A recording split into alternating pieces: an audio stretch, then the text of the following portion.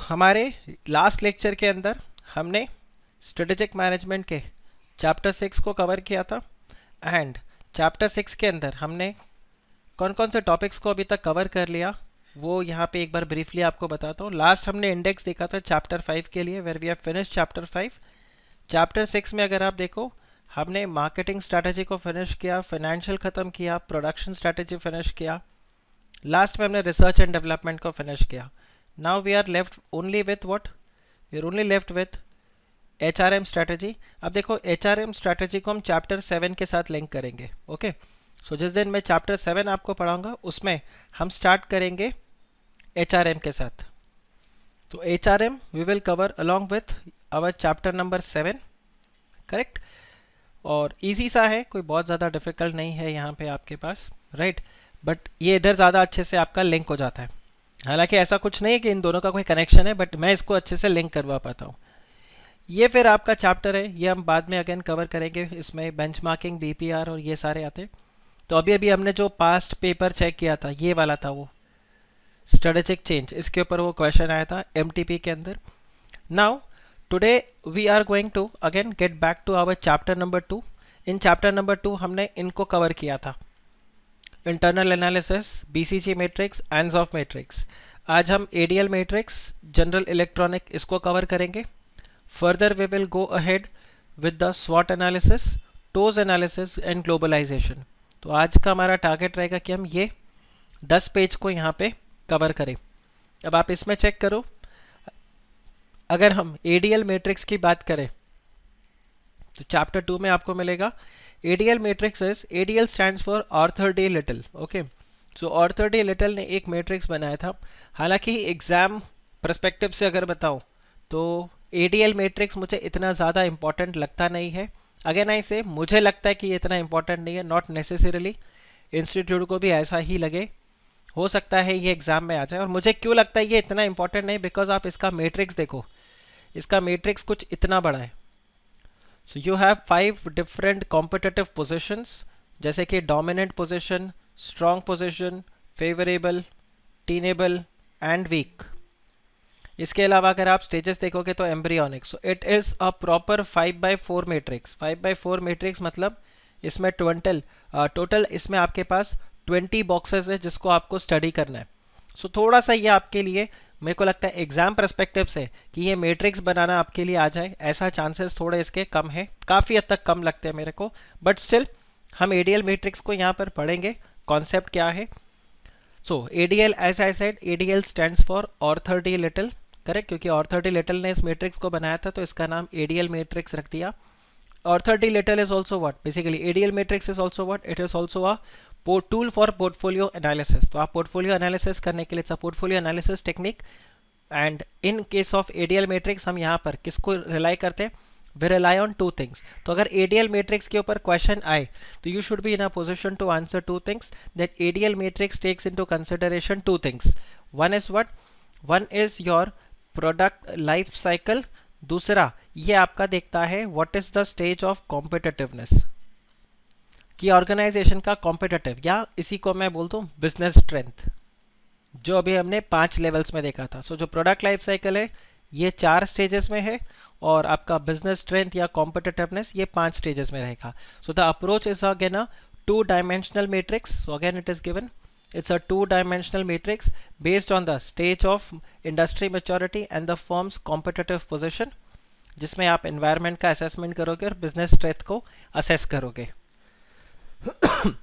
stage of industry में जैसे maturity is an environmental measure that represents the position in the industry life cycle, and competitive position is a measure of business strength that helps in categorizing a product or a SBO into one of the 5 competitive positions। तो ये आपके competitive positions हो गए। अब यहाँ पे देखो, इसने 5 अलग अलग competitive positions बताए हैं, जिसमें उसने क्या बताया, एक competitive position है जिसको हम बोलते हैं dominant। dominant is almost like monopoly। Dominant is almost like monopoly. तो आप यहाँ पर क्या करोगे, किसी भी ऑर्गेनाइजेशन के लिए, किसी कंपनी के लिए या किसी SBO के लिए आपको कोई स्ट्रैटेजी डिसाइड करना है, तो वो स्ट्रैटेजी को डिसाइड करने के लिए आप क्या करोगे, आप ये सबसे पहले आप दो चीज़ों के बारे में पता कर लो कि भाई उस कंपनी का कॉम्पिटिटिव पोजीशन कैसा है, क्या वो मार्केट में मोनोपोली जैसा सिचुएशन है, ऑलमोस्ट लाइक मोनोपोली जैसा सिचुएशन है, या ठीक ठाक उसका पोजीशन है मार्केट में, राइट, या फिर काम चलाऊ है, चल रहा है, काम चल रहा है, या फिर उसका वीक पोजीशन है मार्केट में। ये पांच में से कोई एक मार्केट पोजीशन उसका रहेगा। इसके अलावा आप ये देखो कि वो एसबीओ जो है वो अपने प्रोडक्ट लाइफ साइकिल के अंदर या इंडस्ट्री मैच्योरिटी लाइफ साइकिल में कहाँ पर है, वो एम्ब्रियोनिक स्टेज में है, ग्रोथ स्टेज में है, मैच्योरिटी है, एजिंग है। जिस इंडस्ट्री को वो बिलोंग करता है वो इंडस्ट्री कौन से स्टेज पे है, तो उसके हिसाब से फिर आप क्या करोगे, यू टेक स्ट्रैटेजीज। तो यहाँ पर ये आपको स्ट्रैटेजीज बताए हुए हैं, right, not very very difficult और समथिंग। अगर आप ओवरऑल दिमाग लगा लो, ऑब्वियस सा बात है, डोमिनेंट पोजीशन में हो, ग्रोथ वाले में हो, तो आप ये देखो इस तरह से करके fast growth, attain cost leadership, renew मतलब अपने आप को वापस से नया position, product development can be part of renew. अब अपने आप को नया लेकर अपने आप को प्रेजेंट करते जाओ, ठीक है। You have to defend your position. एक तो देखो, जब आप यहाँ पर डोमिनेंट पोजीशन में हो तो आपको हर बार क्या करना पड़ेगा, you will have to defend your position, you will have to defend your position, correct. Act offensively, offensively का क्या मतलब होता है, aggressive. Act offensively means act aggressive. Embryonic stage में अगर आप डोमिनेंट पोजीशन में, again act offensive. Build barriers, why build barriers, so that ताकि और कोई नए प्लेयर्स मार्केट में नहीं आए, और जब इंडस्ट्री एम्ब्रियोनिक से ग्रोथ की तरफ बढ़े तो आप मार्केट के अंदर स्ट्रॉन्ग पोजीशन रख सको, अपने आप को फटाफट से आप वहां पर ग्रो करो, करेक्ट। सेम वे आप यहाँ पे देखो, attain cost leadership, renew, fast grow, act offensive, correct, renew, focus. अब देखो डोमिनेंट पोजीशन में हो, एजिंग में पहुंच चुका है, तो आपके लिए क्या आ गया, फोकस। और अगर लग रहा है कि नहीं कुछ काम चलाओ, बिजनेस हो गया है, अब बिजनेस ज़्यादा लंबे टाइम तक नहीं चलेगा, you can also consider for withdrawal. Same पे अगर आप स्ट्रॉन्ग पोजीशन के लिए चेक करो, सी आपको इसमें से अगर याद रहता है तो इट इज़ गुड, अगर नहीं याद रहता है तो इसका आप हेडेक मत लेना। सिलेबस में है तो मैं इसको डिस्कस आपको करवा रहा हूँ, बट अदरवाइज मुझे पता है अगर मैं आपको समझा भी दूंगा तो भी आप अपने हिसाब से यहाँ पर लिख के आओगे। So what ever you consider apt, आप अपने हिसाब से इसको लिख देना। सेम वे अगर स्ट्रॉन्ग पोजीशन में हो तो डिफरेंशिएट, अपने आप को अलग रखो। सी जब आप स्ट्रॉन्ग पोजीशन में हो तो आपको एक चीज़ कॉमन मिलेगा, डिफरेंशिएट, डिफरेंशिएट, डिफरेंशिएट। तो जैसे यहाँ पर आपने defend position, act offensive, fast grow, ये एक आपके लिए कॉमन पॉइंट्स हो गए। ऐसी स्ट्रॉन्ग के अंदर आपके कॉमन पॉइंट्स हो जाएंगे, that you will differentiate. Again fast grow आप करने की कोशिश करोगे। एम्ब्रियोनिक मीन्स, हीरा embryonic means introduction. If you remember, चार अलग अलग स्टेजेस थे, चार अलग अलग स्टेजेस थे प्रोडक्ट लाइफ साइकिल के अंदर। इफ यू जस्ट रिमेंबर, ये वाला, ये जो इंट्रोडक्शन है इसी को बोलते हैं एम्ब्रियोनिक, राइट, इसी को एम्ब्रियोनिक बोलते हैं। और लॉजिक क्या है एम्ब्रियोनिक बोलने का, आप देखो जो एग के अंदर होता है उसको क्या बोलते हैं, एम्ब्रियो, करेक्ट, जस्ट वो अभी बना। तो यहाँ पर ये वाला सिनेरियो हुआ, तो स्ट्रॉन्ग पोजीशन में। फिर आप लो कॉस्ट रखोगे, attack small firms, correct. Why attack small firms, attack small firms का ये मतलब नहीं उसको खत्म करो, उनको अक्वायर कर लो। स्मॉल फर्म्स को आप अटैक करने का मतलब है उनको आप अक्वायर कर लो, या फिर उनको मार्केट से मतलब ऐसा स्ट्रैटेजी रखो कि वो आपके कंपटीशन में नहीं हो, ठीक है, या आपके एलाइज बन जाए। वाई, सो दैट ज़्यादा से ज़्यादा छोटे छोटे फर्म्स को आप अक्वायर करोगे तो स्ट्रॉन्ग से आपका पोजीशन क्या बन जाएगा, डोमिनेंट बन जाएगा। So this is how it goes. Maturity के अंदर again lower cost, focus, differentiate, grow with the industry. Then ageing में आ गए तो find your niche, hold your niche, और लास्ट में हार्वेस्ट कर लो। सेम वे फेवरेबल में अगर आप हो तो फेवरेबल में भी आपको क्या करना पड़ेगा, अपने आप को डिफरेंशिएट करना पड़ेगा ताकि कस्टमर्स और ज़्यादा आपके पास अट्रैक्ट हो। Differentiate, differentiate, correct, focus, focus, focus, focus. ये देखो यहाँ पर आया, फास्ट ग्रो करो। देखो यहाँ पर आपका एक चीज़ तो कॉमन है, again fast grow. Then defend your position, क्योंकि अगर यहाँ से गिरे तो सीधा निश फिर फाइंड आउट करना पड़ेगा, तो you will defend your position. फिर यहाँ पर आपके पास ये कॉमन आ जाता है। देन आप यहाँ पर देखो टीनेबल, टीनेबल में अगर है तो grow with the industry, focus. यहाँ पर देखो होल्ड निश, correct, focus, grow with the industry, withdraw. और वीक पोजीशन में अगेन फाइंड निश, catch up with the industry, grow with the industry, turn around, correct. Growth है तो आप टर्न अराउंड की कोशिश करोगे कि भाई एक बार ट्राई कर लो, नहीं होता तो फिर उसको विड्रॉ करो, निश फाइंड आउट करो, छोटे मार्केट में काम करो। Then withdraw, divest. और यहाँ पर तो लास्ट में क्या है, विड्रॉ, क्योंकि वीक पोजीशन है इंडस्ट्री लाइफ साइकिल भी एजिंग में आ गया, तो इट्स बेटर टू विड्रॉ। तो ये एक मैट्रिक्स है। एक बार अगर मेरे हिसाब से इस मैट्रिक्स को आप खुद बना लो, अपने हिसाब से जो जो पॉइंट्स आपको लगते हैं कि लिखने लायक है आप उसको अपने आप लिख लो। आई एम 100% श्योर आपको ये फिर परमानेंटली याद हो जाएगा।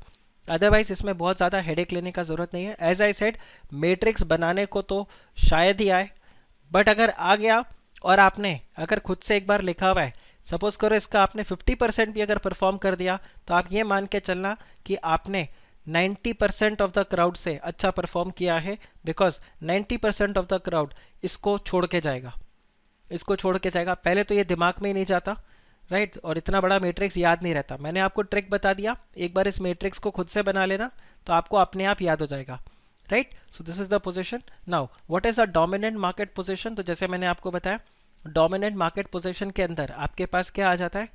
मोनोपोली आ जाता है, या फिर आपका एक बहुत स्ट्रॉन्ग प्रोटेक्टेड टेक्नोलॉजिकल लीडरशिप है कि भाई उस टेक्नोलॉजी के अंदर या जो भी आपने नया टेक्नोलॉजी को डेवलप किया है उसमें आपके पास एक अकेला सोल राइट है। जैसे आप चेक करो, डबल डोर फ्रिज वाला जब आया था, तब I forgot the name of that company, 5 साल तक सिर्फ उसी कंपनी ने डबल डोर फ्रिज बनाया था और किसी ने भी डबल डोर फ्रिज नहीं बनाया, करेक्ट। सो ये आपका डोमिनेंट पोजीशन जैसा हो गया, राइट। सो आपका ऑलमोस्ट मोनोपोली जैसा सिचुएशन हो जाता है।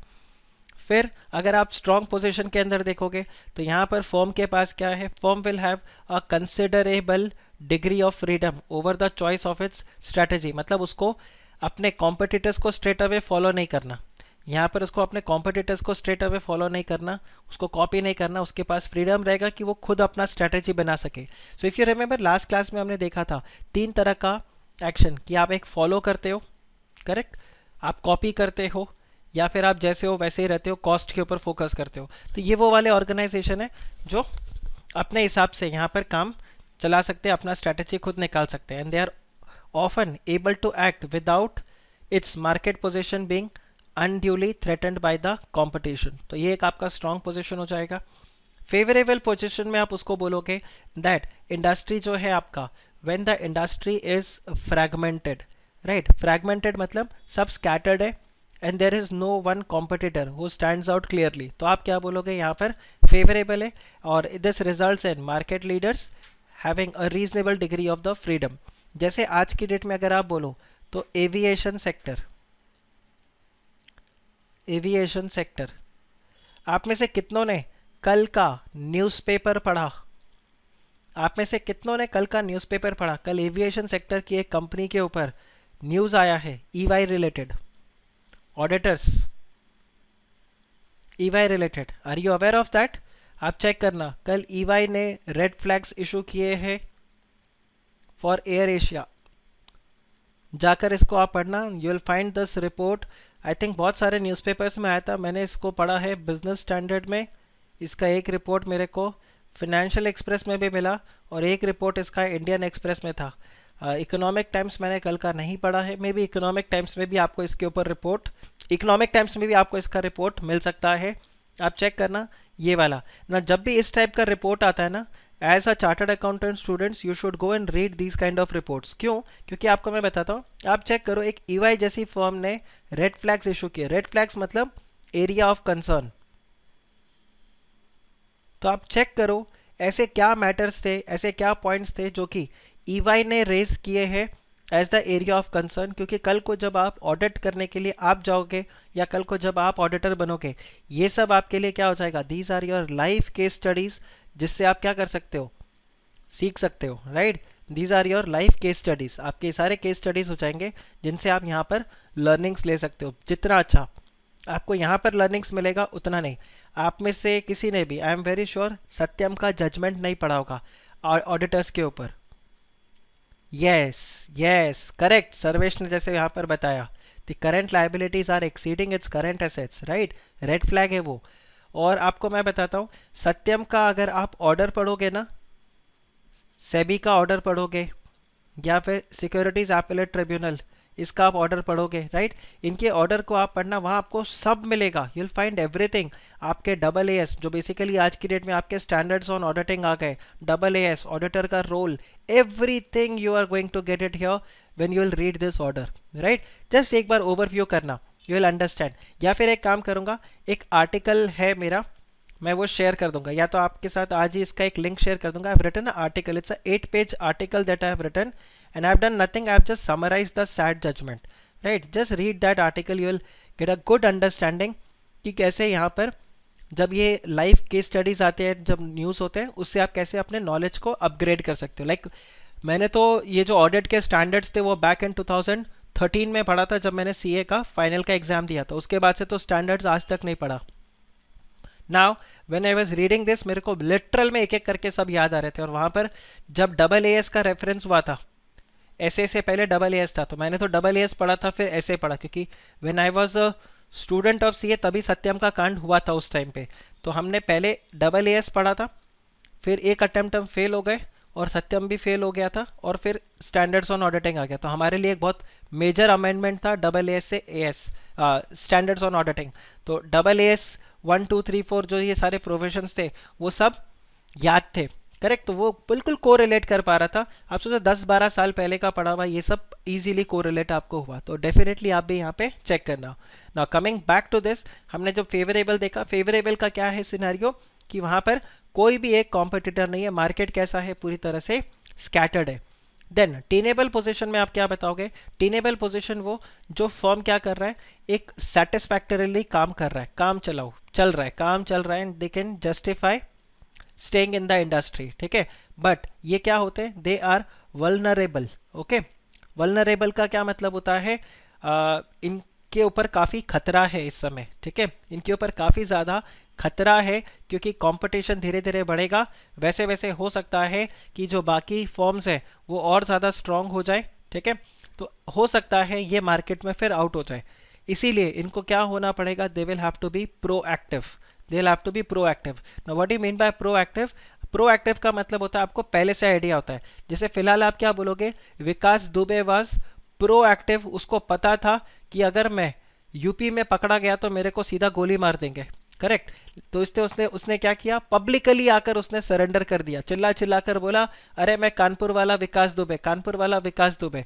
तो अभी एटलीस्ट कहीं ना कहीं न्यूज़ में आप हो कि भाई वो पकड़ा गया है, करेक्ट। तो आप एनकाउंटर बोल के उसको मार नहीं सकते, बट अगेन आनी है मौत, तो एक दिन आनी है, मार दिया उसको भी एनकाउंटर में। सो आप सिनेरियो चेक करो। प्रोएक्टिव का ये मतलब होता है कि आपको पहले से एक अंदेशा होना चाहिए, पहले से आइडिया होना चाहिए कि आगे क्या होगा। जैसे कुछ स्टूडेंट्स ने पूछा था कि सर हम ऑप्ट आउट स्कीम में रहे नहीं रहे, क्या करें? मैंने उनको यही बताया था कि मेरे हिसाब से अगर आपको लगता है, जिन्होंने एक एक ग्रुप का फॉर्म भरा था, मैंने उनको बोला था शांति से घर पे बैठो, दोनों ग्रुप का फॉर्म भरो और नवंबर में एग्जाम देना, क्योंकि मई अटेम्प्ट में बार बार वहाँ पे टर्मोइल आ रहा है, कभी एग्जाम शिफ्ट हो रहा है, नहीं हो रहा है, होगा नहीं होगा, जुलाई में बताएंगे। आप फालतू कन्फ्यूजन में रहोगे, इससे अच्छा एक अपना माइंड सेट रहेगा। 120 दिन बचे नवंबर अटेम्प्ट के लिए, शांति से बैठकर घर पे पढ़ाई करेंगे। बी प्रोएक्टिव एंड सीधा इसके लिए फोकस करो। सो दिस इज बीइंग प्रोएक्टिव। तो ऐसे कंपनीज को क्या होना पड़ेगा? प्रोएक्टिव होना पड़ेगा कि मार्केट में अब नया क्या आने वाला है, और उसके हिसाब से आप प्रिपेयर करोगे। वीक पोजीशन वाले का आप क्या बोलोगे? दे आर जनरली अनसेटिस्फैक्ट्री, और उनके पास इंप्रूवमेंट के लिए बहुत सारे अपॉर्चुनिटीज़ तो होते हैं, बट इतना ज़्यादा ग्रोथ पोटेंशियल उनमें दिखता नहीं है। और इसके कुछ भी कारण हो सकते हैं। फाइनेंसेस उनके ख़राब है, टेक्नोलॉजी उनके पास नहीं है, या फिर आप मे बी इस तरह से बात करो कि जो बाकी फॉर्म्स है वो इतने ज़्यादा स्ट्रांग है, इनमें कोई तकलीफ नहीं है, बट बाकी फॉर्म्स इतने ज़्यादा स्ट्रांग है कि आप यहाँ पर वीक पोजीशन में आ गए हो। आप बताइए, इज दिस क्लियर? राइट। तो ये 4 पोजीशन है। एडीएल मैट्रिक्स मैंने आपको जैसे बताया, एडीएल मैट्रिक्स में आप बस खाली एक बार ये मैट्रिक्स खुद से बना लेना। आई एम वेरी श्योर एक बार जब आप ये मैट्रिक्स पूरा तैयार कर लोगे तो you will be able to understand it better. आपको तकलीफ नहीं आएगा, कोई भी प्रॉब्लम एज सच मेरे को नहीं लगता है आपको आना चाहिए। Moving on next to the GE matrix, general electric matrix. ये एग्जाम में मुझे लगता है आपसे पूछा जा सकता है, इंपॉर्टेंट, क्योंकि छोटा मैट्रिक्स है, ये एग्जाम में आपसे पूछ सकते हैं। BCG ADL is again still the most favourite in the most important, but ये आपका सेकंड फेवरेट में आ जाता है, general electric matrix, stop light strategy. Now GE matrix again किसने इशू किया था? This was developed by general electric, okay. GE again एक company है, जनरल इलेक्ट्रिक, और इन्होंने किसके साथ ये प्रोड्यूस किया था या इसको तैयार किया था? McKinsey and company. Again chartered accountants के लिए एक बहुत ही अच्छा एरिया, और बहुत ही क्लास कंपनी है मैकेंजी। अगर आपको काम करने को मिले तो McKinsey is again a good company, it's a very good company. So general electronic matrix जो है ये दो कंपनीज ने मिलकर बनाया था। One is what, general electric company, and along with the McKinsey company. McKinsey का स्पेलिंग देख लेना, आप अपने हिसाब से मैकेंजी का स्पेलिंग बताओगे फिर चेंज करते जाओगे, तो आप ये देख लेना मैकेंजी किनले। अगर आप देखो मैकेंजी मैकडोनल्ड्स का एमसी तो आपको यहाँ पर वैसे ही मिल जाएगा, किनले किन्जी, किनले किन्जी। आप किनले वाटर बॉटल जो लेते हो KINLEY होता है, यहाँ पर केन्जे, ठीक है। तो मैकेंजे आप कैसे भी इसको प्रोनाउंस करके रखो, बट आपको स्पेलिंग करेक्ट रखना, एग्जाम में मिस्टेक मत करना, राइट। यहाँ पे यश ने बताया सर एम्ब्रियोनिक, एक बार और बता दो। सो एम्ब्रियोनिक स्टेज बेसिकली क्या होता है, embryonic stage is the introduction stage. Product market में जस्ट नया नया अभी आया है, ठीक है, इसको बहुत ज़्यादा टाइम नहीं हुआ मार्केट में आए, अभी तो द प्रोडक्ट और the industry has just launch, तो उसको हम बोलते हैं एम्ब्रियोनिक स्टेज। जैसे आज से 10 साल पहले आप क्या बोलोगे, e commerce was in embryonic stage. आज की डेट में ई कॉमर्स कहाँ पर है, ग्रोथ स्टेज पे है। डिपार्टमेंटल स्टोर आज से 20 साल पहले एम्ब्रियोनिक स्टेज में था, जब बिग बाजार वगैरह ऐसे डिपार्टमेंटल स्टोर्स बनने शुरू हुए थे। फिलहाल आप क्या बोलोगे, वो ग्रोथ और मैच्योरिटी के बीच में कहीं पर लिंगरिंग कर रहे हैं। यश ये क्लियर हुआ, आपका यही था एम्ब्रियोनिक स्टेज का। Introduction stage of product life cycle and embryonic both are same, right, all right. फिर हम यहाँ पे आगे बढ़ते हैं, आप चेक करो जीई मैट्रिक्स जो है, जैसे मैंने आपको बताया थोड़ा छोटा मैट्रिक्स है, it is a 3x3 matrix, it is a 3x3 matrix, इसीलिए इसको क्या बोलता जाता है, this is also known as business planning matrix या GE9 सेल मैट्रिक्स या GE मॉडल, कोई फर्क नहीं पड़ता। एग्जाम में आपको जहां तक है GE मैट्रिक्स या स्टॉप लाइट स्ट्रैटेजी मॉडल, इन दोनों में से ही कोई एक आएगा। और रादर अगर GE का नाम दिख जाए तो आप समझ लेना एक ही मैट्रिक्स है इनका, that is this general electric matrix, ठीक है। अब GE मैट्रिक्स जो है ये अगेन दो चीजों को ध्यान में रखता है। So this model uses two factors while taking into consideration the strategic decision, एक तो बिजनेस स्ट्रेंथ, दूसरा मार्केट अट्रैक्टिवनेस, ठीक है। वर्टिकल एक्सिस जो होगा it indicates the market attractiveness and the horizontal axis shows the business strength of the industry. अब अगर आपको मार्केट अट्रैक्टिवनेस मेजर करना है तो आप इन फैक्टर से मेजर कर सकते हो। ध्यान रखना ये वाला जो आंसर आपका है ये सिर्फ GE मैट्रिक्स के लिए नहीं, ये आपको अदरवाइज भी बहुत हेल्प करेगा, अदरवाइज भी हेल्प करेगा। किसी भी क्वेश्चन के अंदर आपको अगर ये पूछ ले how will you determine the market attractiveness, तो आप ये देखो आप इन फैक्टर्स के बेसिस पे मार्केट अट्रैक्टिवनेस आइडेंटिफाई कर सकते हो। आप मुझे बताओ इससे पहले हमने मार्केट अट्रैक्टिवनेस कौन से चैप्टर में डिस्कस किया था, या कौन से टॉपिक में हमने मार्केट अट्रैक्टिवनेस को डिस्कस किया था। बहुत इंपॉर्टेंट सेगमेंट था वो उस पर्टिकुलर चैप्टर का, एनी आइडिया?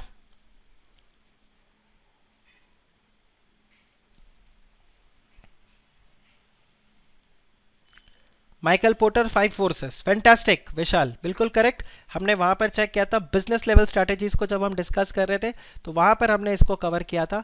अब आप इधर देखो, हम यहाँ पे एक एक करके पॉइंट को डिस्कस करते हैं। What is the size of the market, correct, yes Michael Porter correct.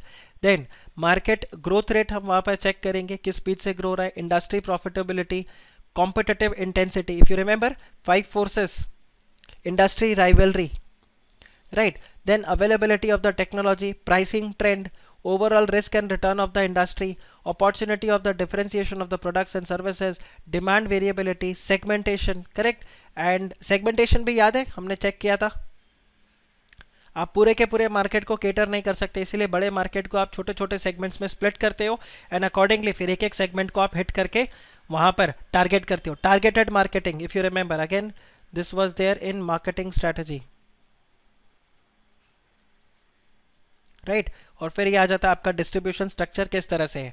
अब आपको मैं बताता हूँ एग्जाम में अगर क्वेश्चन आ जाए, ठीक है, अगर एग्जाम में आपका क्वेश्चन आ जाए GE मैट्रिक्स के ऊपर, राइट, करेक्ट करेक्ट, फाइंड निश, करिश्मा बता रही है फाइंड निश, तो यहाँ पे सेगमेंटेशन में क्या था, फाइंड निश, वहां पर आप इसको कनेक्ट करोगे। हालांकि यहाँ पर जरूरी नहीं कि आप निश करो, but yes when we were studying about niche हमने वहां पर मार्केट सेगमेंटेशन के लिए चेक किया था। अब आपको मैं बताता हूँ एग्जाम में अगर GE मैट्रिक्स के ऊपर क्वेश्चन आ जाए या फिर कहीं से भी क्वेश्चन आ जाए, how will you determine the market attractiveness, correct. तो आप यहाँ पर क्या चेक करना, सिंपल सा पॉइंट, जब भी इस तरह का आंसर आए तो वहाँ पर आप ज़रूर से मेंशन करना Michael Porter 5 forces model, right. Michael Porter के 5 फोर्सेस मॉडल आप ज़रूर से मेंशन करना, because this is a important tool to determine the industry attractiveness. To determine the industry attractiveness, Michael Porter 5 forces model is going to help you। आप ये देखो, ये सारे पॉइंट्स आपको माइकल पोर्टर 5 फोर्सेस मॉडल से मिलेंगे। हीरा यहाँ पर पूछ रही है डिमांड वेरिएबिलिटी का क्या मतलब होता है। देखो, डिमांड वेरिएबिलिटी का ये मतलब रहेगा कि जो डिमांड आता है वो एक आपका स्टैग्नेंट डिमांड आते रहता है, कांस्टेंट आपका डिमांड है, या वो डिमांड में कभी अचानक से अप आ जाता है, कभी डाउन आ जाता है, कभी अप। जैसे अगर आप बात करोगे एफएमसीजी सेक्टर का, तो एफएमसीजी सेक्टर के अंदर आपको एक बिल्कुल कांस्टेंट डिमांड मिलेगा, करेक्ट। लेकिन अगर आप जैसे चेक करो मूवी थिएटर्स, वहाँ पर डिमांड में वेरिएबिलिटी रहता है। अगर आप चेक करोगे टूरिज्म, इनका एक अपना अपना सीज़न होता है कि एक पर्टिकुलर सीज़न में बहुत ज़्यादा डिमांड राइज होगा, और कुछ आपका ऐसा टाइम पीरियड हो जाएगा जहाँ पर आपका डिमांड राइज नहीं रहता, वहाँ पर डिमांड बहुत लो रहता है। तो इस तरह से करके इसको हम बोलते हैं डिमांड वेरिएबिलिटी। ओके, हीरा लड़का है, okay, not a problem, okay. Then आप यहाँ पर चेक करोगे बिजनेस स्ट्रेंथ के लिए, ठीक है। अगर आप बिजनेस स्ट्रेंथ के लिए चेक करोगे, राइट, सो आप यहाँ पे देखो business strength is considered by considering the typical drivers, like जैसे आप देखो मार्केट शेयर आपका हुआ, करेक्ट। आपका कितना मार्केट शेयर है, मार्केट शेयर का क्या ग्रोथ है, मतलब आपका सपोज करो there is a market share of 20%, वो 20% पे स्टैग्नेंट तो नहीं हो गया, कहीं उसमें ग्रोथ तो आ नहीं रहा है, क्या सिनेरियो है, उसके हिसाब से आप देखोगे। और ग्रोथ आ रहा है तो किस तरह से आ रहा है, आपका क्या प्रॉफिट मार्जिन है, आपका डिस्ट्रीब्यूशन सिस्टम कैसा है, डिस्ट्रीब्यूशन एफिशिएंसी, मतलब आप अपना यहाँ पर नेटवर्किंग को चेक करोगे, राइट। और आज लेक्चर के पहले जब हम डाउट सेशंस ले रहे थे तब बात बता ना सप्लाई चेन मैनेजमेंट में, आप ये देखोगे यहाँ पर कितना effective and efficient supply chain management है, effective and efficient supply chain management है। आपका ब्रांड कैसा है, वहाँ पे ability to compete in terms of price and quality, customer loyalty कैसा है, राइट, प्रोडक्शन कैपेसिटी आपका क्या है, technological capability, relative cost position, management calibre, ये सारे आपके फीचर्स हैं जिससे आप क्या कर सकते हो, बिजनेस स्ट्रेंथ को आइडेंटिफाई कर सकते हो। अब एक बार आपका बिजनेस स्ट्रेंथ आइडेंटिफाई हो गया, उसके बाद में देखो ये आपका मैट्रिक्स है, इट्स अ 3x3 मैट्रिक्स, जिसमें यहाँ पर आप देखो वाई एक्सेस पे आपको क्या मिल रहा है, मार्केट अट्रैक्टिवनेस, और एक्स एक्सेस पे आपको क्या मिल रहा है, business strength. Again high medium low market attractiveness, और business strength is strong average and weak. अब जैसे अगर आपको याद हो तो ये देखो, ये आपके पास कॉमन कॉमन डब्बा आ रहा है, राइट। एज अ स्टूडेंट मैंने जिसको जैसे याद किया, मैं बिल्कुल एग्जैक्ट आपको वो तरीका बता देता हूँ, maybe that can help you. I I I, ठीक है। तो आप ये देखो, ये इस तरह से वर्क कर रहा है, this is P, P and P, this is H, this is H and this is D. So if I just make this matrix on a different slide, तो it goes like this, यहाँ पे this is the best position तो invest, this is the worst position तो divest, और ये so basically देखो ये matrix क्या बताता है, ये मैट्रिक्स आपको अगेन बता रहा है कि आप प्लॉट करोगे कि आपका बिजनेस स्ट्रेंथ कैसा है, मार्केट अट्रैक्टिवनेस कैसा है, उसके हिसाब से आप 9 में से किसी एक बॉक्स में फिट हो जाओगे और उसके बेसिस पे आप डिसीजन लोगे। तो ये जो डिसीजन आ रहा है, ये वाला जो ब्लॉक है, ये वाले ब्लॉक को अगर आप चेक करो तो ये वाला ब्लॉक किस चीज़ का बात कर रहा है, this talks about invest, this talks about invest, कि अगर आप इस ब्लॉक में फॉल कर रहे हो तो आप क्या करोगे, आप इन्वेस्ट करोगे। सेम वे अगर आप इस वाले ब्लॉक में हो तो आप क्या करोगे, you are going to select, या इसको हम अर्न बोलते हैं, और ये वाला जो ब्लॉक होता है इसमें आप क्या करोगे, हार्वेस्ट या डाइवेस्ट। तो सिंपल आप यहाँ पे देखो, सो यहाँ वाले में वो आपको क्या बता रहा है, इन्वेस्ट, करेक्ट। सो अगर आप यहाँ पर देखो वो आपको बता रहा है इन्वेस्ट या एक्सपैंड करो, सो this is your invest invest invest. यहाँ पर आपको वो क्या बता रहा है, सिलेक्ट और अर्न, तो यहाँ पर आ गया आपके लिए अर्न अर्न अर्न, जिसको मैंने यहाँ पर क्या बता के रखा था, प्रोटेक्ट। और यहाँ पर आप देखोगे आपके पास आ जाएगा हार्वेस्ट या divest. So again harvest, harvest और divest. So you can also get it here, right. So इस तरह से आपको यहाँ पर वो पूरा प्रोविजन मिल जाएगा. तो याद रखने का तरीका ये इस तरह से, जैसे मैंने आपको बताया कि देखो बेस्ट पोजीशन है तो इन्वेस्ट, वर्स्ट पोजीशन है तो डाइवेस्ट, इसके अलावा invest, invest, then protect, protect, protect, harvest, harvest. बस ये आपका 3x3 मैट्रिक्स यहाँ पर रेडी हो गया. 9 डब्बे आपके तैयार. ये क्लियर हुआ आपको? Is this clear? अगर ये मैट्रिक्स बनाने को आ गया तो आपका ये तरीका है, इससे आप इस मैट्रिक्स को तैयार कर दोगे, right. Not a very heavy. बस इसमें 2 पॉइंट आपको ध्यान रखना है. What determines business strength and what determines market attractiveness, ये आपको ध्यान में रखना है. ओके. वॉइस नहीं आ रहा क्योंकि मैं कुछ बोल ही नहीं रहा था. मैं आपको एक बार एनालाइज करने का टाइम दे रहा था. ओके. All right. फिर आप देखो ये यहाँ पर सेम पॉइंट आपको बताया. देखो जैसे you can just read this. ये आप देखो जैसे इधर बता रहा है वो, this is again similar to BCG matrix only, correct. Simple सा पॉइंट है. तो जस्ट इस वाले पैराग्राफ को आप एक बार रीड कर लेना, so that can be little helpful for you all.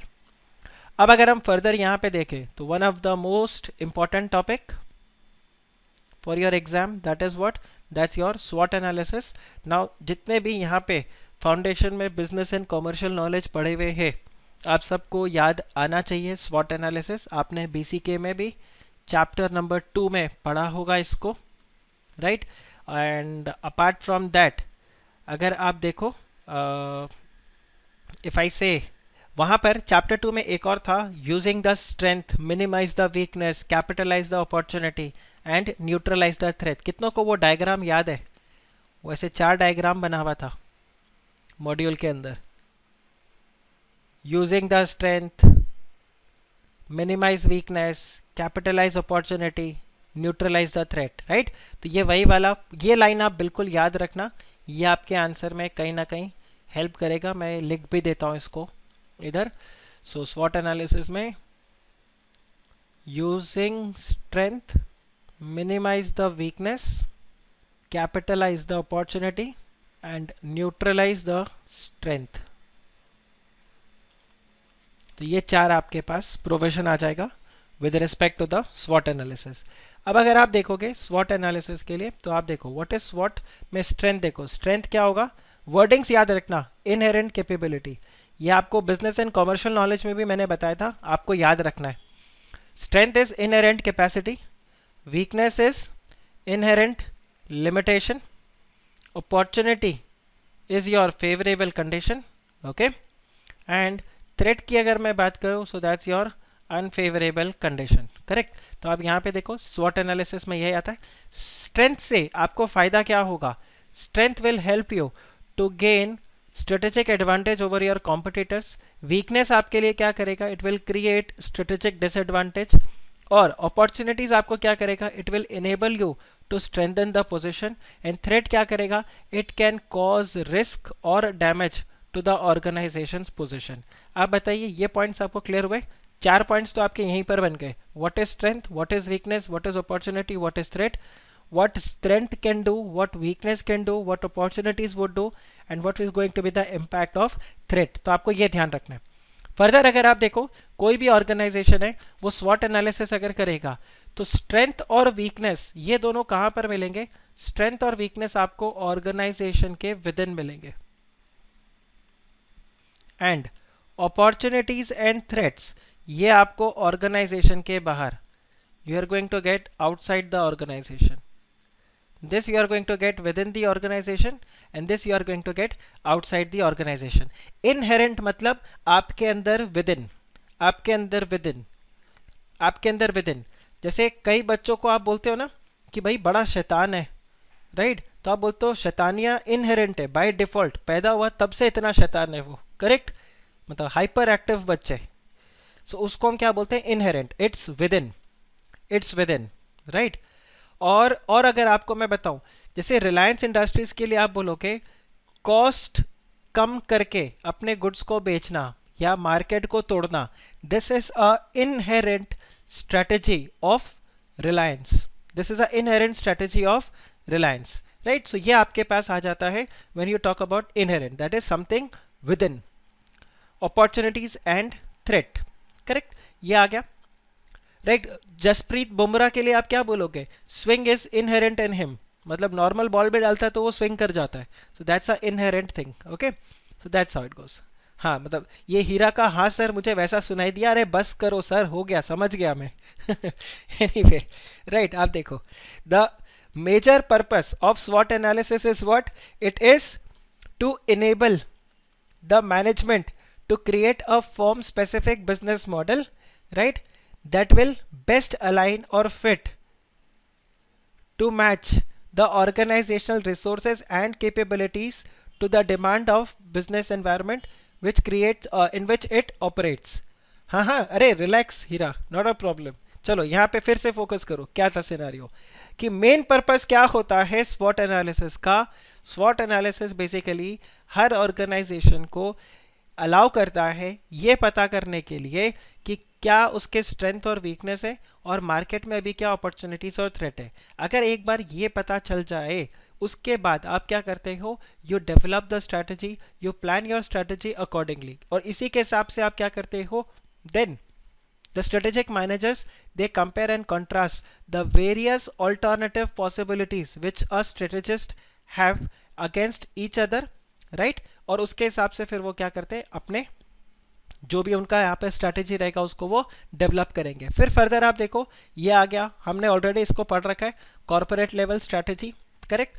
तो कॉर्पोरेट लेवल स्ट्रैटेजी जो होगा वो बेसिकली क्या डिसाइड करता है?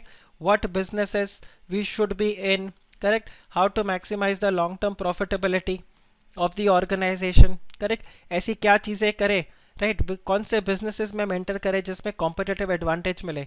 फिर आपके पास एक आ जाता है business level strategy, जिसमें हम क्या डिसाइड करते हैं?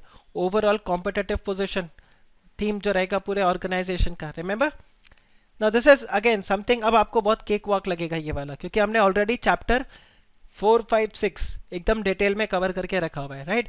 आप यहाँ पर चेक करोगे, हम कॉस्ट लीडरशिप करें, डिफरेंशिएशन करें, शुड वी फाइंड निश, क्या चीज़ करना है, कैसे वर्क करना है, उसके ऊपर आता है. देन हमने फंक्शनल लेवल स्ट्रैटेजी को देखा, जिसमें हम इम्प्रूव करते हैं और effectiveness of the operations. Correct.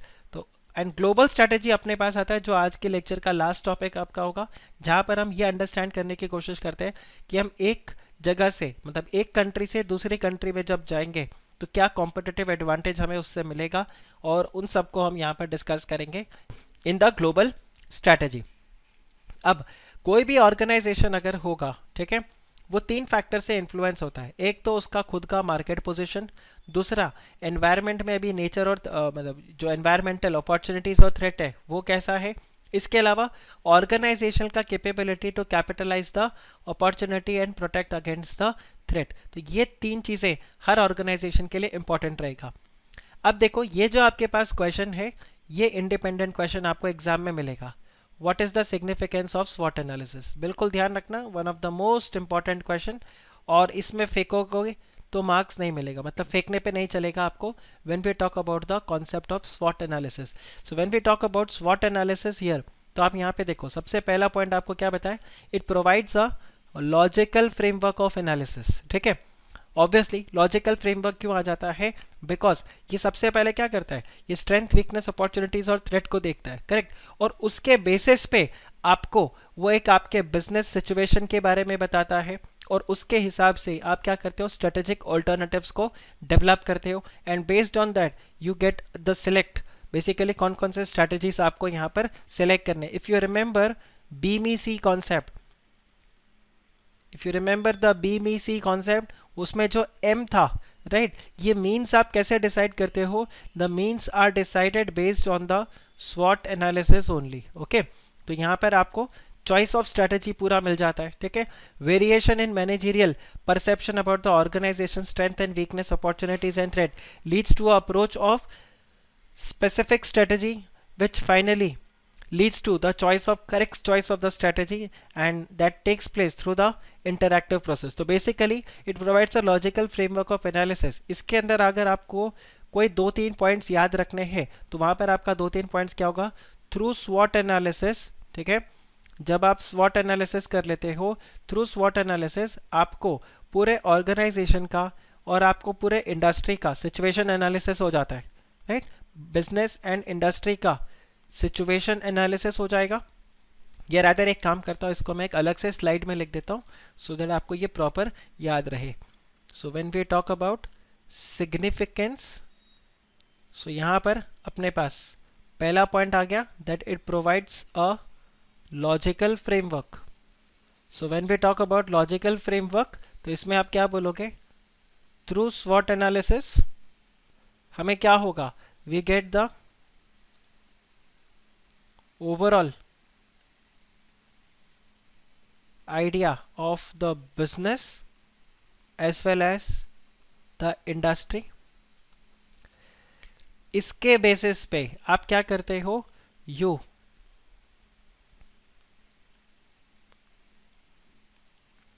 Identify the alternatives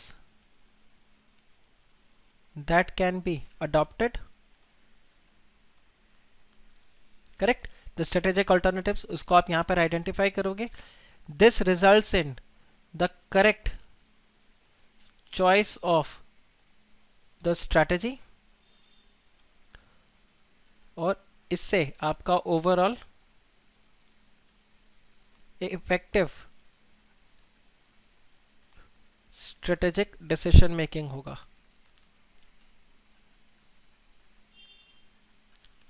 आप बताओ, इज दिस क्लियर और नॉट? ये वाला पॉइंट क्लियर हुआ कि नहीं हुआ?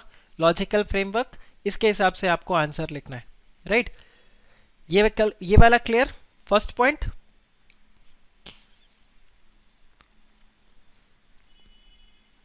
राइट, अब हम आते हैं सेकेंड पॉइंट पे। सेकेंड पॉइंट में वो आपको बता रहा है it presents a comparative framework, correct, all right. अब कंपैरेटिव फ्रेमवर्क में अगर आप देखो तो स्वॉट analysis presents the information about both external and internal environment in a structured form where it is possible to compare the external opportunities and threats with the internal strength and the weakness. This helps in matching the external and internal environment so that strategists can come out with a suitable strategy by developing certain pattern of the relationships. आप मुझे बताओ first और second में कोई difference लग रहा है? क्या फर्स्ट और सेकंड में कोई डिफरेंस लग रहा है आपको? यहाँ पे आंसर इज नो। यहाँ पर भी वही काम आप कर रहे हो, बट यहाँ पर लिखने का तरीका हो गया, आप इंटरनल एंड एक्सटर्नल एनालिसिस को यहाँ पे लिंक कर रहे हो उधर। Okay, so the pattern are the combinations of high opportunity, high strength, high opportunity, low strength, high threat, high strength, high threat, low strength, right. तो इसके हिसाब से आपको वो कॉम्बिनेशन बनाकर दे देता है and based on that combination you decide which strategy you need to take. Then it also guides the strategist in strategy identification. मुझे बताओ फर्स्ट पॉइंट में भी तो यही था, you identify the strategy, choice of strategies which are available. तो यहाँ पर वही आएगा, it is natural that strategist faces a problem in his organization cannot match with the four patterns. So it is possible that the organization may have several opportunities and some serious threats. Correct? ये यहाँ पर क्या बता रहा है कि ऐसा जरूरी नहीं कि सिर्फ श्योर शॉट ऐसा ही रहे, हो सकता है कुछ अपॉर्चुनिटीज और कुछ उसमें थ्रेट्स भी आपके पास है। तो इन दैट केस आपको वो एक स्ट्रैटेजी को आइडेंटिफाई करने के लिए मैनेजर को एक खुद को डिसीजन यहाँ पर लेना पड़ेगा। So again SWOT analysis guides the strategist to think with the overall position of the organization that will help to identify the major purpose of the strategy under focus. तो ये 3 पॉइंट्स हैं यहाँ पर, आप इसको चेक करो। SWOT analysis के लिए आपको यहाँ पे एग्जाम में मिल सकता है question. Then SWOT analysis also helps the manager to craft the business model which will allow the company to gain competitive advantage. खत्म, ये एक और आपका मेजर पॉइंट आ गया, राइट। और इसके बाद में आप पूरा कॉम्पिटिटिव एडवांटेज को समझा दो। कॉम्पिटिटिव एडवांटेज क्या करेगा? It will lead to increased profitability, it is also going to maximise the company's chances of surviving fast changing and global competitive business environment के अंदर इंडस्ट्रीज को हेल्प करेगा। और आज के डेट में हर इंडस्ट्री क्या करता है? कॉम्पिटिटिव एनालिसिस के हिसाब से वर्क करता है। Then faced by constantly changing environment, कितनों को याद है बचपन में, बचपन मतलब बिजनेस एंड कॉमर्शियल नॉलेज में आपने पढ़ा था business environment is highly dynamic. याद आ रहा है, business environment is highly dynamic. तो यहाँ पर वही होगा कि बार बार जैसे बिजनेस एनवायरनमेंट जो चेंज होते रहता है, ठीक है, उसके अंदर आपको कॉन्स्टेंटली इंफॉर्मेशन चाहिए। और जब भी कोई business environment, you also remember multi facet, if you remember, multifaceted, right? A particular change is what? It is multifaceted, किसी के लिए फायदा और किसी के लिए नुकसान। तो यहाँ पर वही वाला आ जाएगा कि जो ऑर्गेनाइजेशन है, जिस इंडस्ट्री में वर्क करता है, मतलब जिस एनवायरनमेंट में वर्क करता है, that is highly dynamic. Any change in the industry is multifaceted, which can be positive, which can be negative also. So यहाँ पर आपको इंफॉर्मेशन सिस्टम स्ट्रांग रखना पड़ेगा to track the developments, and based on that you will categorise it either as a opportunity or it as a threat. और company को constantly क्या करते रहना पड़ेगा, they will have to review its strength and weakness, and based on that they will take the decision. तो ये आपका पूरा स्वॉट एनालिसिस का प्रोविजन आया। अब अगर आप यहाँ पे देखो, ये आपको बताए हुए है कि स्ट्रेंथ क्या क्या है, बोला positive resources, strength and competitive capabilities. फिर यहाँ पे potential resources, weaknesses, right, competitives and deficiencies, correct. तो ये capability, deficiency, potential company opportunities and potential external threat to the company's well-being। अब यहाँ पर आपको बताया हुआ है कि क्या क्या चीज़ों को आप बोलोगे कि कंपनी के पास वो स्ट्रेंथ है। तो देखो, a powerful strategy supported by competitively valuable skill and experience in की एरियाज, ये सब आपके लिए क्या है, स्ट्रेंथ बन जाता है आपके लिए, ठीक है। देन स्ट्रॉन्ग फाइनेंशियल कंडीशंस, ये एक स्ट्रेंथ हो गया आपके लिए। फिर अगर आप देखो स्ट्रॉन्ग ब्रांड नेम, ये स्ट्रॉन्ग फाइनेंशियल कंडीशंस तो आप बेसिकली बोल सकते हो for companies like ITC, then even group like Reliance, तभी तो जियो में एंटर कर पाए वो, right. Then a widely recognised market leader and an attractive customer base, इसका कोई बोल सकते हो, इसके लिए कोई कंपनी बता सकते हो आप? रेदर इन दोनों के लिए एक ही कंपनी आ जाएगा, Tata, yes you can say Tata, Tata you can say Tata salt. Jio market leader नहीं है, जियो मार्केट लीडर नहीं है, एयरटेल अभी भी उसके लिए बहुत स्ट्रॉन्ग कंपटीशन है। पतंजलि भी बोल सकते हो, Patanjali you can say, Patanjali you can say, even Apple, right. फिर यहाँ पे देखो ability to take advantage of economies of scale on and or learning and experience curve, correct. तो आपका इकोनॉमीज ऑफ स्केल हो जाता है, करेक्ट, सस्ता प्रोडक्ट आप बना सकते हो। देन प्रोप्राइटरी टेक्नोलॉजी या फिर सुपीरियर टेक्नोलॉजिकल स्किल्स, ये ज़्यादातर आपको कहाँ पर मिलेंगे, या फिर आपके पास इंपॉर्टेंट पेटेंट्स है। सो आपका companies like Honda, Suzuki, they have these kind of benefit. Then superior intellectual capital relative to the key rivals, correct। then cost advantage आपको मिल जाएगा, right। then you can pick up strong advertising and promotion, product innovation, यहाँ पर Salman Khan, correct। then product innovation, by the way कोई Salman Khan fan अगर class में तो offend मत होना, even I am a die hard Salman Khan fan, okay, at least I was. So आप ये चेक करो, ये आ गया। Then proven skills in improving the product processes, correct, आपका ट्रैक रिकॉर्ड है। तो इसमें से कोई भी 5 to 7 अगर आपको याद रहेगा तो आप आराम से लिख सकते हो। तो कंपनीज के साथ अगर आप लिखोगे तो आपको ज़्यादा अच्छे से वहाँ पर याद रहेगा। Then sophisticated use of e commerce technologies and processes, correct. तो इसमें फिलहाल आप क्या बोल सकते हो, यू कैन से जियो जो अभी कर रहा है, Jio mart, right, yes exactly, Jio mart अभी यहाँ पर जो यूज कर रहा है। Then superior skill in the supply chain management, right, Amazon, right, good reputation for a customer service, correct. कोई ऐसी कंपनी जिसका आप बोलो यार इसका प्रोडक्ट बहुत ही सही होता है, कस्टमर सर्विस बहुत ही अमेजिंग है, कोई ऐसा कंपनी जो आपके ध्यान में हो। Dell, okay, so you can write Dell, definitely Dell का आप बोल सकते हो। फ्लिपकार्ट, ओके, तो जो भी कंपनी का आपको रहेगा तो आप यहाँ पे लिख सकते हो कि गुड कस्टमर सर्विस है वहाँ पर, right. Then better product quality relatively to the rivals, आपके राइवल्स के कंपैरिजन में आपका प्रोडक्ट अच्छा है. Wide geographic coverage, right. Strong global distribution capabilities. Then alliance win joint ventures. ये देखो आप इसको बोल सकते हो better product quality relative to its rivals, OYO rooms, superior service. उस रेंज में आपको इससे अच्छा होटल्स नहीं मिलेगा, right. Then alliance and joint ventures. तो जैसे कि आप यहाँ पे बोलो, यहाँ पर जैसे आप एग्जाम्पल देखो Maruti Suzuki. Then you can also see यहाँ पर, और अगर आप स्ट्रेटेजिक अलायंसेस को चेक करोगे तो ये कैसे हो जाएगा, जैसे कि अभी यहाँ पर आपका क्या हुआ, this is not exactly joint venture, आपने टेक ओवर कर लिया. वॉलमार्ट ने जो फ्लिपकार्ट के साथ किया, वॉलमार्ट एंड फ्लिपकार्ट, राइट. तो ये यहाँ पर जैसे वर्कआउट हुआ. आप बताइए ये क्लियर है, ये क्लियर है आपको अलग अलग प्रोविजंस. सो फर्दर अगर हम यहाँ पे देखें, ये डिस्कस कर रहे हैं वीकनेसेस के बारे में. So if you talk about the weaknesses, यहाँ पर आपको मिलेगा no clear strategic direction, obsolete facilities. ठीक, ऑब्सोलीट फैसिलिटीज, हे भगवान, करिश्मा ने अच्छा एग्जाम्पल दिया है, कोरोनिल. राइट. बट एग्जाम में मत लिखना, कोई बाबा रामदेव का भक्त हुआ ना तो पास नहीं होने देगा, राइट. सो ऑब्सोलीट फैसिलिटीज, जैसे कि आप यहाँ पर क्या बोलोगे, आउटडेटेड, आउटडेटेड टेक्नोलॉजी, जैसे MTNL BSNL बेचारा कर रहा है, right. MTNL and BSNL.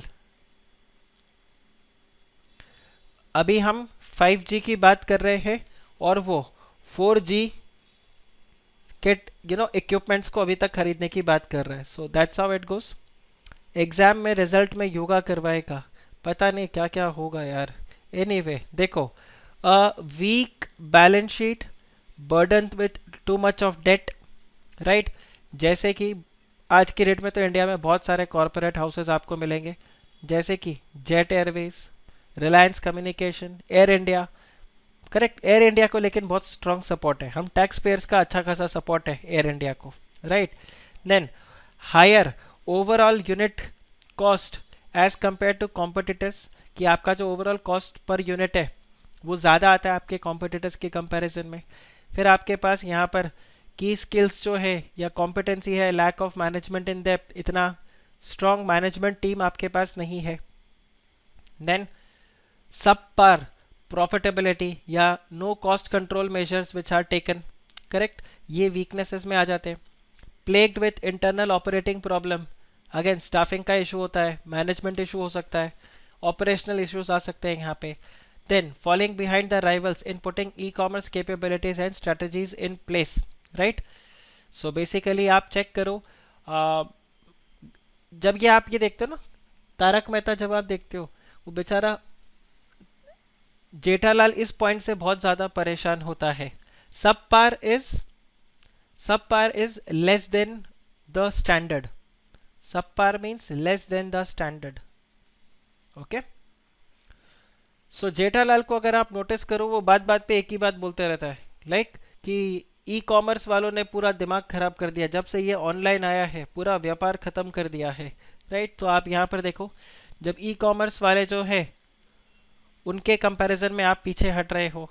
Then a product line that is too narrow in comparison for that of the rival, weak brand image है, आपका डीलर या डिस्ट्रीब्यूशन नेटवर्क वीक है, सब पावर ई कॉमर्स सिस्टम. तो बहुत सारे ई कॉमर्स वेबसाइट से वो बेचारे इस वजह से फेल हो जाते हैं कि डिलीवरी में बहुत ज़्यादा टाइम लगता है उनको, right. Then short financial resources to fund the promising strategic initiatives, lot of underutilised plant capability या capacity. Then research and development, ये आपके पास इतना नहीं है, not able to attract new customers as rapidly as rivals. तो ये सब आपके क्या हो गए, all these are your weaknesses, ठीक है. सेम वे अगर आप चेक करो पोटेंशियल अपॉर्चुनिटीज़ में, अगर आप देखोगे तो आप देखो, अगर आप नए जोग्राफिक मार्केट में एंटर करते हो, नए प्रोडक्ट सेगमेंट में एंटर करते हो, तो that again brings a opportunity for you. Then expanding company's product line to meet the broader range of the customer needs.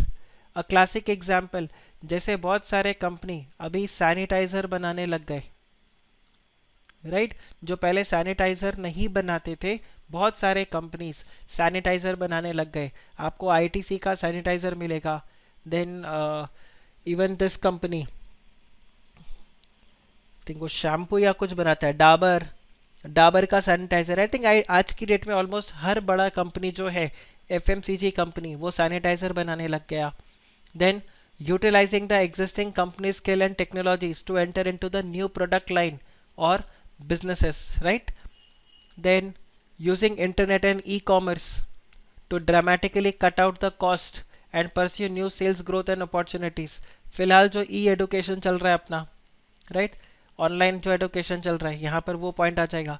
Integrating backward forward, right, following trade barriers through attractive foreign markets, then opening to take market share from the rivals। जैसे जब jet Airways बंद हुआ, आप देखो, when jet airways had shut its operation, तो उस वक्त क्या हुआ, immediately राइवल से, yes। तो अगर जियो मीट की अगर आप बात करो, अगर जूम को बैन कर दिया जाए तो जियो मीट में आपको यहाँ पर क्या हो जाएगा, बेनिफिट होने लग जाएगा। जैसे जूम बैन हो जाएगा तो आज की रेट में जियो मीडिया, आप जूम के ऊपर कोई बहुत नेगेटिव फॉल्स मार्क क्रिएट कर दो, राइट। पतंजलि नूडल्स ने यही काम किया था, पतंजलि नूडल्स ने भी यही काम किया था। ध्यान रखना, ये एग्जाम्पल्स आपको मैं समझाने के लिए बता रहा हूँ। एग्जाम में don't write any controversial example, okay. तो वो आपके लिए थोड़ा सा गड़बड़ हो जाएगा ना। आप कहीं एग्जाम्पल में वहाँ पे जाके लिख दो Narendra Modi PM, that is opportunity for Reliance, Mukesh Ambani and Adani, correct, problem हो जाएगा आपके लिए। ऐसे एग्जाम्पल्स आपने लिखना, कंट्रोवर्शियल एग्जाम्पल से आप बिल्कुल अवॉइड करोगे। हाँ, समझने के लिए अच्छा है, वो समझने के लिए बिल्कुल अच्छा है, बट आप ऐसा एग्जाम्पल लिखोगे नहीं, right. Then ability to grow rapidly because of the sharp rising demand in one or more segments. तो जैसे आईटीसी के लिए फिर से हो गया, एफएमसीजी कोविड-19 की वजह से अचानक से मार्केट में डिमांड राइज हो गया, correct. Acquisition of the rival firm, देखो acquisition of the rival firm, इसके अंदर आप दो एक्विजिशंस लिख सकते हो। एक तो उसने क्या लिखा, मैं आपको एग्जांपल बताता हूँ। इन्होंने ग्रासिम सीमेंट ने अल्ट्राटेक को अक्वायर किया था, ये एक आपका आ गया। इसके अलावा आपको मैं बताता हूँ, अभी रिसेंट में हुआ था एल&टी अक्वायर्ड माइंट्री, राइट। इसके अलावा आप ये देखो, यूनाइटेड ब्रेवरीज, उसने अक्वायर किया था शॉ वॉलेस को। यूनाइटेड ब्रेवरीज आप जानते हो, नंबर 1 दारू कंपनी इंडिया की, उला लाला उले लो, राइट। ये नंबर 1 वाले ने नंबर 2 को अक्वायर कर लिया। शॉ वॉलेस नंबर 2 कंपनी थी। अब आप सोचो, नंबर 1 नंबर 2 को अक्वायर कर ले तो टेक्निकली मार्केट शेयर तो मैक्सिमम इन्हीं के पास ही आ जाएगा, राइट। इसका मार्केट शेयर था कुछ लेट्स से 60%, इसका मार्केट शेयर था कुछ 24%। अब बताओ, इस दोनों को अक्वायर कर लिया, इसका मार्केट शेयर कंबाइंड कितना हो गया, 84%। अभी जितने जो छोटे मोटे यहाँ पे प्लेयर्स है, खेलते रहो तुम, पौवा बेचते रहो, कोई फर्क नहीं पड़ेगा। मेजर मार्केट शेयर किसके पास आ गया, यूनाइटेड ब्रेवरीज के पास आ गया। So that's again a strength.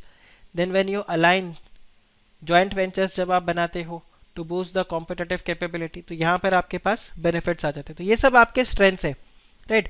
Opening, market openings, ये सब बेसिक।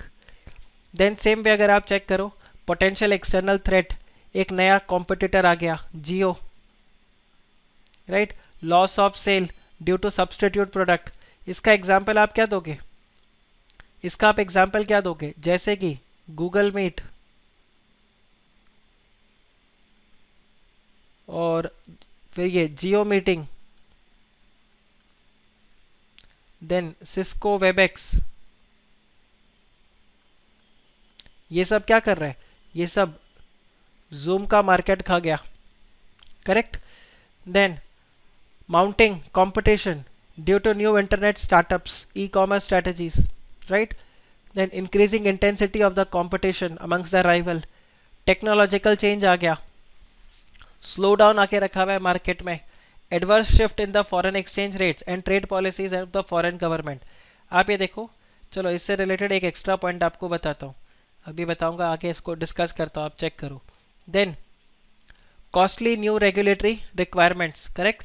आपको अगर ध्यान हो, वो BS4 से जब हम BS6 में चले गए थे, BS5 में चले गए थे, तो यहाँ पर क्या हो गया, पुराने व्हीकल्स जो है वो आपके ख़राब हो गए। ख़राब हो गए मतलब अब आप उसको बेच नहीं सकते हो, तो ये आपके पास आ गया। Growing bargaining power of customers and suppliers, a shift in buyers need and taste away from the industry's product, then adverse demographic changes, then vulnerability to the industry's driving forces. ये सारे आपके प्रोविजंस हैं। अब देखो मैं आपको इसके regard में एक पॉइंट बताता हूँ फॉरेन एक्सचेंज रेट के हिसाब से। आप चेक करो चाइना कितना शातिर इंसान है। बीच में डोनाल्ड ट्रंप ने बोला था कि चाइनीज गवर्नमेंट जो है वो युआन को, जो वहाँ पे उनकी करेंसी है, उसको जानबूझ के डी वैल्यू करवा रहे हैं। वो उसको जानबूझ के डी वैल्यू करवा रहे हैं ताकि चाइना को उससे फायदा हो। अब आप बोलोगे सर करेंसी डी वैल्यू करने से कैसे फायदा होगा? करेंसी डी वैल्यू का मतलब देखो, अगर मैं बोलता हूँ $1 इज इक्वल टू 70 रुपीज़ और थोड़े टाइम बाद या कुछ दिनों के बाद आपको ये 75 रुपीज़ दिखे, तो आप क्या बोलोगे? यहाँ पर रुपी डी वैल्यू हो गया है, डॉलर और स्ट्रांग हो गया है, राइट? इसको हम क्या बोलते हैं? D value. सो रुपी 75 होना मीन्स रुपी यहाँ पर डी वैल्यू हो गया। और अगर रुपी लेट्स से यहाँ पर 65 हो जाए तो यहाँ आप क्या बोलोगे? रुपी स्ट्रांग हुआ है, यहाँ पर डॉलर डी वैल्यू हुआ। अब आप देखो चाइना ने क्या दिमाग लगाया। चाइना ने जानबूझ के अपने करेंसी को डी वैल्यू किया। क्यों डी वैल्यू किया? Now let's say it's not China, it's India. Yes yes, world market में चाइनीज गुड्स सस्ते हो जाएंगे। आप सिंपली चेक करो, एक चाइना में यहाँ पर एक्सपोर्टर है, ठीक है? चाइना में इधर एक एक्सपोर्टर है आपके पास। ये एक्सपोर्टर क्या करता है? देखो ये एक्सपोर्टर गुड्स को यूएस में बेच रहा है। फॉर एग्जांपल ये $100 में गुड्स को बेच रहा है, ठीक है? अब ये इसके खर्चे डॉलर्स में नहीं है, इसके खर्चे युआन में है। तो ये $100 को कन्वर्ट करेगा और अपने पास युआन लेकर आएगा। तो सपोज करो पहले युआन अगर 70 रुपये पे था तो इसके पास कितने आ रहे थे? 7000 रुपीज़ आ रहे थे। लेकिन जैसे ही युआन 75 का हो गया, मतलब जैसे युआन डी वैल्यू हुआ, तो इसको 7500 मिलने लगे। चाइनीज गवर्नमेंट ने बोला एक काम करो, इसको और डिक्लाइन करो, फर्दर 90 रुपये तक लेके चले जाओ। तो आप सोचो जो सामान $100 का बेच के इसको 7000 मिल रहा था, अब इसको कितना मिलने लगेगा? 9000 मिलने लगेगा, राइट? अब जब इसको ये 9000 मिलने लगेगा, now what he is going to do? He will say कि भाई मैं $100 की बजाय इस गुड्स को कितने का बेचूंगा? मैं $90 का बेचूंगा, क्योंकि जब मैं $90 का बेचूंगा तब भी मेरे को घर में कितना आएगा? 8100 आएगा। मैं फर्दर और प्राइस को गिरा सकता हूँ। मैं 90 की बजाय इसको $80 में बेचूंगा, क्योंकि जब मैं $80 में बेचूंगा तब भी मुझे 90 रुपये के हिसाब से मेरे घर पे कितने युआन आ जाएंगे? 7200 युआन आ जाएंगे। तो आप सोचो ये जो $100 का सामान बेच के घर पे 7000 रुपये ला रहा था, ये $20 सस्ता करके भी घर में अपने ज्यादा पैसे लेकर आ रहा है। तो इससे फायदा क्या हो गया? चाइना को तो फायदा हो गया। अब भाई इसको क्या प्रॉब्लम है? ये जो यहाँ पर बैठा हुआ है जिनपिंग, इसको क्या प्रॉब्लम है? ये $100 में बेचे चाहे $80 में बेचे, इसके घर में तो पैसे उतने ही आ रहे। लेकिन तकलीफ क्या हो गया? यूएस में जो एक सेलर है या यूएस में जो एक मैन्युफैक्चरर है वो इसके साथ कॉम्पीट नहीं कर पाएगा, क्योंकि उसके तो खर्चे भी डॉलर में, उसका इनकम भी डॉलर में। So that is the major problem यहाँ पर हुआ था। और चाइना के ऊपर एक्विजिशन लगा था कि उन्होंने क्या किया? अपने करेंसी को डी वैल्यू किया। तो डी वैल्यू करके इनको क्या फायदा हो गया? क्योंकि डी वैल्यू किया इनके लिए क्या फायदा हो गया? क्योंकि इनके बहुत ज़्यादा एक्सपोर्ट्स थे। पर अगर यही आप इंडिया का चेक करो तो इंडिया के लिए एक प्रॉब्लम है। इंडिया का करेंसी जैसे ही डी वैल्यू होता है, हमारा इंपोर्ट बहुत ज़्यादा है, हमारा इंपोर्ट बहुत ज़्यादा है। तो हमारा जब इंपोर्ट बहुत ज़्यादा होता है तो हमारे लिए ये प्रॉब्लम है that $1 is equal to 70। Now when this dollar becomes let's say 75, तो आपका $5 $1 से कॉस्ट बढ़ जाता है। ना सपोज करो आपका जो अगर ट्रांजैक्शन है वो $10 लाख में हो रहा है, $10 लाख का अगर आपका ट्रांजैक्शन है, फॉर एग्जांपल $1 मिलियन, तो आप स्ट्रेट अवे देखो आपको सीधा $5 लाख का चूना लगता है, राइट? आपके पास ये प्रॉब्लम आ जाता क्योंकि हम इंपोर्ट ज़्यादा कर रहे थे। लेकिन चाइना क्या कर रहा था? चाइना करेंसी को डीवैल्यू करके फ़ायदा कर रहा था, क्योंकि चाइना के क्या थे? ज़्यादातर एक्सपोर्ट्स थे और उनका एक्सपोर्ट होने की वजह से उनको फ़ायदा हो रहा था। सो ट्राई देखो, ये सब आपको न्यूज़ पोर्टल्स में मिल जाएंगे ये सारा, तो आप चेक करना, गूगल सर्च करके China D value currency and everything, you will get it. तो आप ये देखो adverse shift in the foreign exchange rate, तो यहाँ पर ये नहीं बोला है, ये नहीं बोला है कि इंक्रीज या डिक्रीज, यहाँ पर ये बोला है एडवर्स, राइट। तो इंडिया में आप मुझे बताओ, अगर कोई एक्सपोर्टर है उसको तो इस केस में फायदा होगा, जब 70 से 75 होगा उसको तो फायदा होगा। तो सपोज करो उसको 10 लाख डॉलर मिलने थे, तो जहां उसको 10 लाख डॉलर की बजाय मतलब 70 लाख रुपीस मिलता कन्वर्ट करके, अब उसको कितना मिलेगा, 75 लाख रुपीस मिलेगा। तो एक्सपोर्टर के लिए जब करेंसी स्ट्रांग होगा, इंडिया की करेंसी स्ट्रांग होगा, तो उसके लिए नुकसान है। सो यहां पर यही वाला बताया। हीरा बोल रहा है चाइनीज वाला एग्जाम्पल रिपीट करो ना। देखो चाइनीज वाला एग्जाम्पल आप रिकॉर्डिंग में सुन लेना, राइट। मैं उस पर बहुत ज़्यादा फोकस नहीं करूंगा, बिकॉज अगेन अपना कॉन्सेप्ट से बहुत ज़्यादा रिलेटेड नहीं है ये वाला। ओके, डोंट माइंड हीरा, मैं थोड़ा सा यहाँ पे आपको इसके रिगार्ड में आया तो मैंने आपको ये वाला पॉइंट इधर समझा दिया। सेम वे ट्रेड पॉलिसीज जो चेंज हो गए, अब गवर्नमेंट का ट्रेड पॉलिसी का मैं एक और एग्जाम्पल आपको दूं, तो आप चेक करो इंडिया के बहुत सारे पावर कंपनीज बेचारे उनकी हालत खराब हो रखी है। और उनका पावर कंपनीज का हालत खराब होने का कारण क्या था, आप सिंपली चेक करो। इन्होंने जब टेंडर दिया था, गवर्नमेंट ऑफ इंडिया को जब टेंडर दिया था, तो इन्होंने बोला कि भाई हमने कॉस्ट शीट बनाई थी। ये एग्जाम्पल मैंने आप लोगों के साथ डिस्कस किया है। Have I discuss this example with you? Indonesia से कोल परचेज किया था इन्होंने, नो? ओके, सो आप यहाँ पे चेक करो, ये जितने पावर कंपनीज थे, इन पावर कंपनीज को रॉ मटेरियल चाहिए, और उनका मेजर रॉ मटेरियल जो था वो क्या था, कोल। और कोल ये लोग कहाँ से परचेज कर रहे थे, ये लोग परचेज कर रहे थे इंडोनेशिया में। हाँ, मैंने फाउंडेशन में डेफिनेटली किया था इसको, राइट। इंडोनेशिया से परचेज कर रहे थे। फिर ग्रेजुअली क्या हुआ, इंडोनेशिया में गवर्नमेंट चेंज हो गई और गवर्नमेंट ने बोला इतना सस्ता कोयला आप नहीं दे सकते। Now what is going to happen, आपका रॉ मटेरियल कॉस्ट बढ़ गया, बट क्योंकि आपने टेंडर में अपना सेलिंग प्राइस को फ्रीज करवा के रखा है, तो आपको क्या होने लग गया, लॉसेस होने लग गया। सेम वे आप चेक करो, अभी मलेशिया के अंदर भी यही प्रॉब्लम आ रहा है। मलेशिया के अंदर क्या इशू हुआ, मलेशिया पाम ऑयल इंडिया को एक्सपोर्ट करता था, इंडिया ने पाम ऑयल के ऊपर यहाँ पर क्या कर दिया, इंपोर्ट के ऊपर बैन लगा दिया, रेस्ट्रिक्शंस लगा दिए। इससे मलेशिया के पाम ऑयल एक्सपोर्टर्स, जो पाम जो ग्रो करते हैं फार्मर्स, उन सबको बहुत इकोनॉमिकली हिट हुआ है, राइट। उनको बहुत ज़्यादा यहाँ पर इम्पैक्ट पड़ा है। सो this is how it goes कि जब गवर्नमेंट रेगुलेशंस चेंज हो जाते हैं। अभी आप चेक करो चाइना के ऊपर जो बैन लग गया, राइट। आप देखो इंडिया के neighbouring, do you no, India के नेबरिंग कंट्रीज के ऊपर जो भी लैंड बॉर्डर शेयर करता है इंडिया के साथ, वो अगर इंडिया में इन्वेस्टमेंट करेंगे तो उनको मिनिस्ट्री ऑफ होम अफेयर से पहले अप्रूवल लेना पड़ेगा, only then they will be allowed. आपको गवर्नमेंट ऑफ इंडिया का अप्रूवल लेना होगा, without government of India approval you can not do FDI। Yes, so that's what has been there. तो इस तरह से अगर कुछ हो गया तो ये आपके लिए क्या हो जाएंगे, एडवर्स सिचुएशन हो जाएंगे, एंड ये आपके लिए थ्रेट हो जाएगा, राइट। तो ये आपको एक इलस्ट्रेटिव लिस्ट इंस्टीट्यूट ने यहाँ पर दिया हुआ है। अब अगर हम आगे बढ़े तो हमारे पास क्या आ जाता है, टोज मैट्रिक्स। तो अगर आप टोज का स्पेलिंग देखो तो ये स्वॉट का बिल्कुल उल्टा है, SWOT इज स्वॉट and TOWS is what, it is TOWS. Yes correct Sarvesh, China ने जब, हाँ, चाइनीज सेंट्रल बैंक ने जब HDFC में 1% शेयर खरीद लिया था, तो ये नया पॉलिसी को इंट्रोड्यूस किया गया था।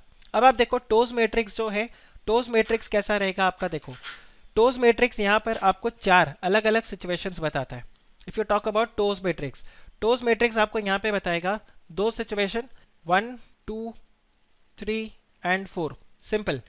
और ये कैसे बताता है कि देखो आपके क्या हो सकते हैं, एक्सटर्नल एनवायरनमेंट में अपॉर्चुनिटी होगा, एक्सटर्नल एनवायरनमेंट में थ्रेट होगा, इंटरनल एनवायरनमेंट में स्ट्रेंथ होगा, इंटरनल एनवायरनमेंट में वीकनेस होगा। सो या तो आपका ऑर्गेनाइजेशन कैसा होगा कि उसके पास स्ट्रेंथ भी है और उसके पास अपॉर्चुनिटी भी है, तो ये कौन सा हो गया, मैक्सी, ठीक है। ऑर्गेनाइजेशन के पास वीकनेस है, अपॉर्चुनिटी है एनवायरनमेंट में, तो आप क्या बोलोगे, दिस इज मिनी मैक्सी। देखो सिंपल याद रखना, मैक्स इज फॉर पॉजिटिव, ये आप इस तरह से देखो, maxi is for positive, mini is for negative. Okay, तो ये हो गया मैक्सी, दोनों ही पॉजिटिव है। This is 1 negative and 1 positive, तो this is mini maxi. This is 1 positive and negative, कि ऑर्गेनाइजेशन में स्ट्रेंथ है बट मार्केट में थ्रेट आके रखा हुआ है, तो मैक्सी मिनी। और दोनों ही नेगेटिव, तो आप यहाँ पर क्या बोलोगे, मिनी मिनी। एक तो आपको ये ध्यान रखना है।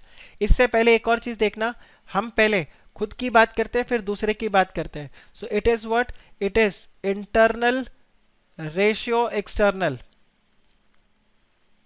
करेक्ट। आप ये ध्यान रखना, कहीं आप बोलो कि सर मैं तो इसको मैक्सी मिनी बोलूंगा, तो मैक्सी मिनी बोलोगे तो वो ये बन जाएगा। तो आपने देखो इन दोनों में तो प्रॉब्लम ही नहीं है, मैक्सी मैक्सी मिनी मिनी। इसमें आप बस खाली ध्यान रख लेना कि पहले वीकनेस है पहले स्ट्रेंथ है, right. So you will get internal, that is either strength or you are going to get weakness, and फिर आपके पास क्या आ जाएगा, external, that is your opportunities or your threat. तो आप ये चीज ध्यान रख लेना। जब हम बात करते हैं मैक्सी मैक्सी, मतलब आपका जो स्ट्रेंथ है वो भी है आपके पास और आपके पास अपॉर्चुनिटीज भी है, तो आप क्या बोलोगे, this is what, aggressive strategy.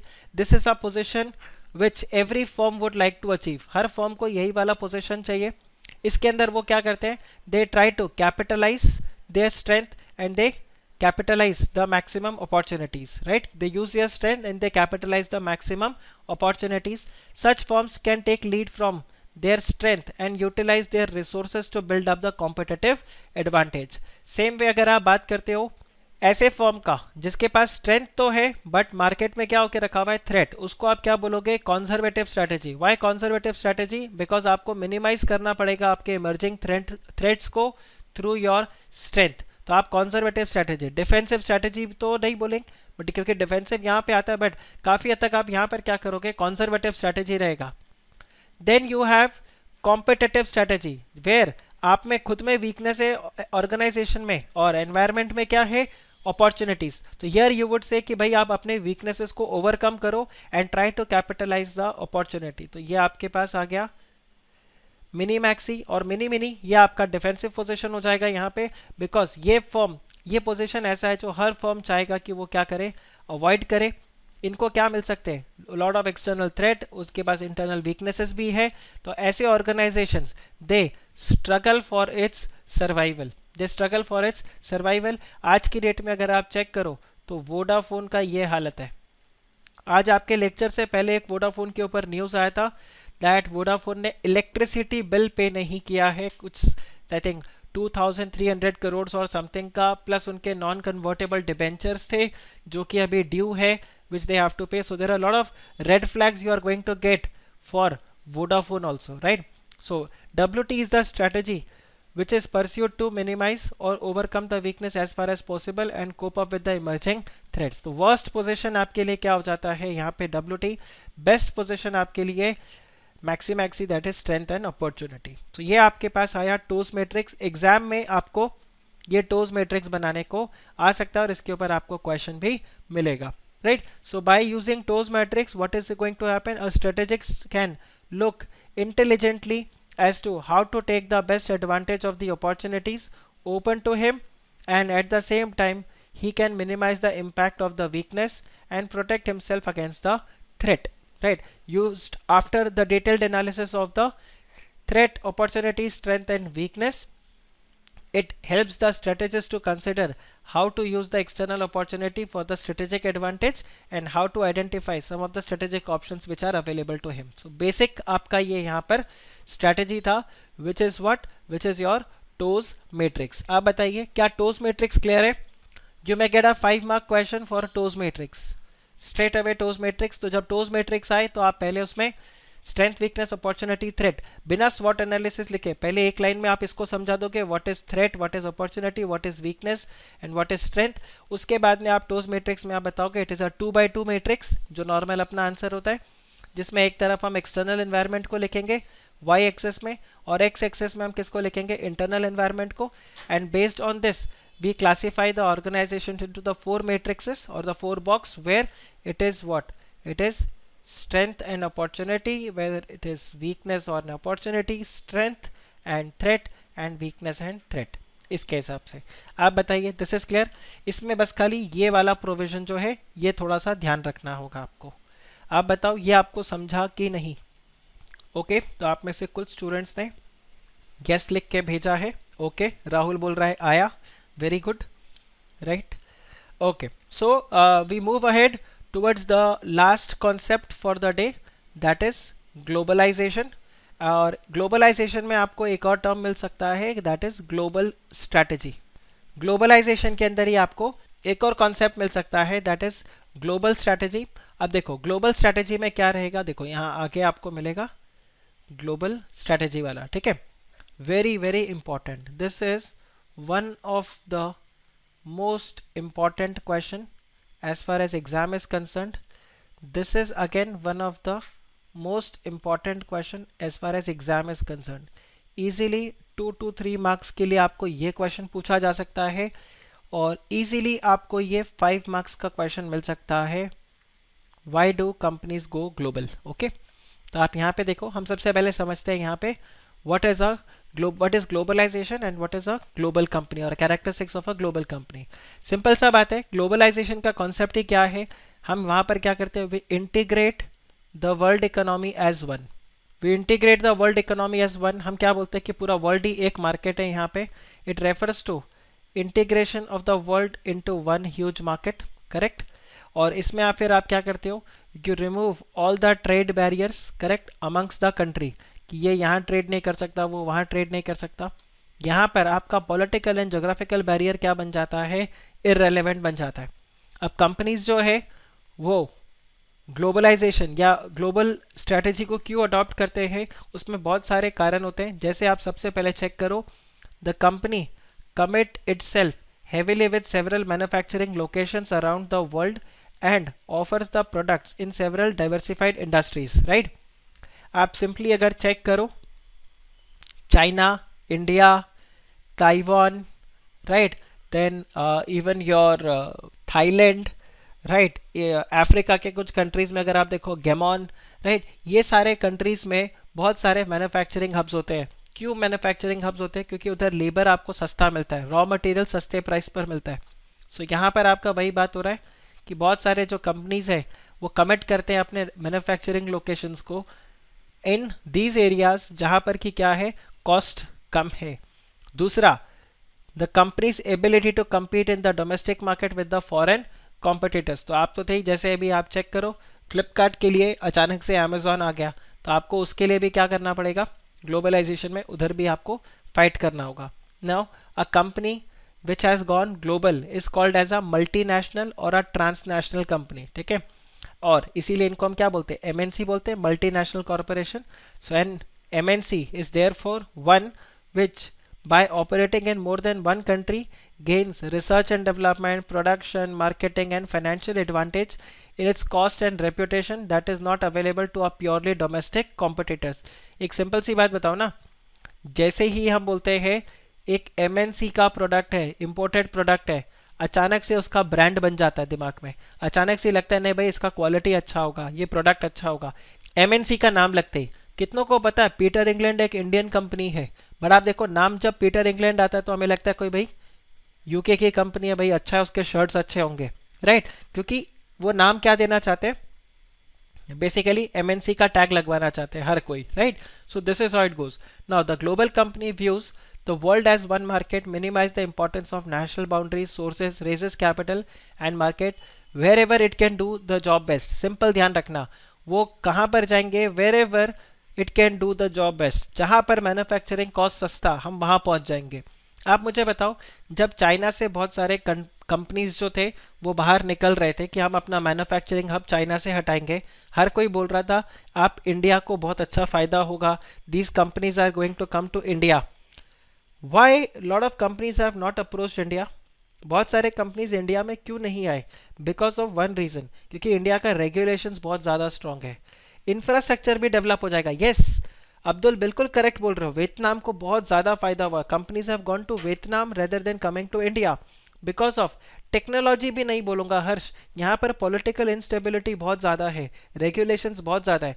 If you have just tracked this news, Yogi ने ये बताया था कि आप यहाँ पे आके मैन्युफैक्चरिंग करो, उसने कुछ डेडिकेटेड एरिया भी दिया था। नहीं अब्दुल, अनस्किल्ड लेबर और से भी ज़्यादा, सबसे ज़्यादा मैं आपको बताता हूँ political instability. If you can just see, आप चेक करो, इस वक्त बुलेट ट्रेन का प्रोजेक्ट जो है वो लटक गया है।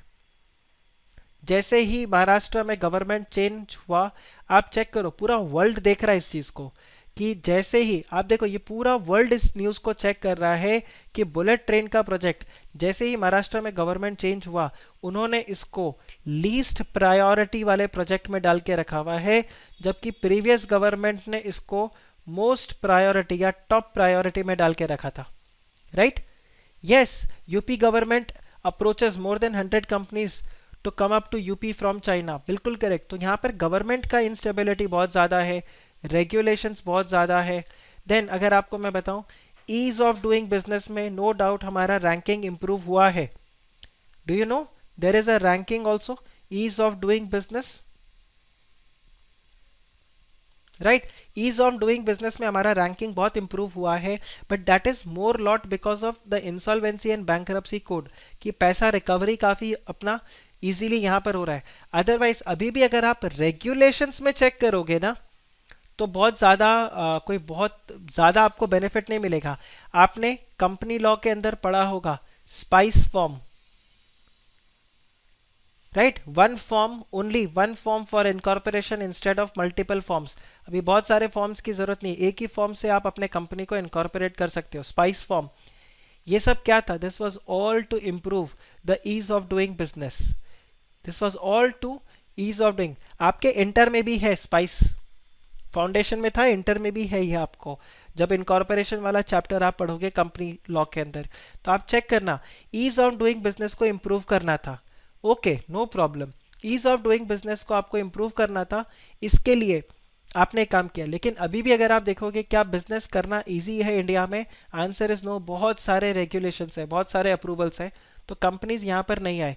तो वो यही चेक करते हैं कि भाई कहाँ पर सबसे सस्ता काम कर सकते हैं, कहाँ पर हमारे लिए रेगुलेशंस इजी रहेगा, हम वहीं पर जाएंगे।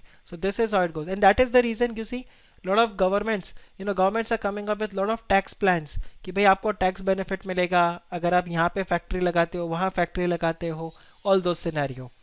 फर्दर आप देखिए, what is the characteristics of a global company. तो आप देखो, global company is what, it is a conglomerate of multiple units which is located in the different parts of the globe, but they all are linked with a common ownership. Then multiple units draw on common pool of resources such as money, credit, information, patent, trade names, control system, everything इनका common रहेगा। The unit also responds to a same common strategy. बस वहाँ पर क्या होते हैं, उनके managers और शेयर होल्डर्स जो होते हैं वो अलग अलग हो जाते हैं। A classic example of this is Unilever.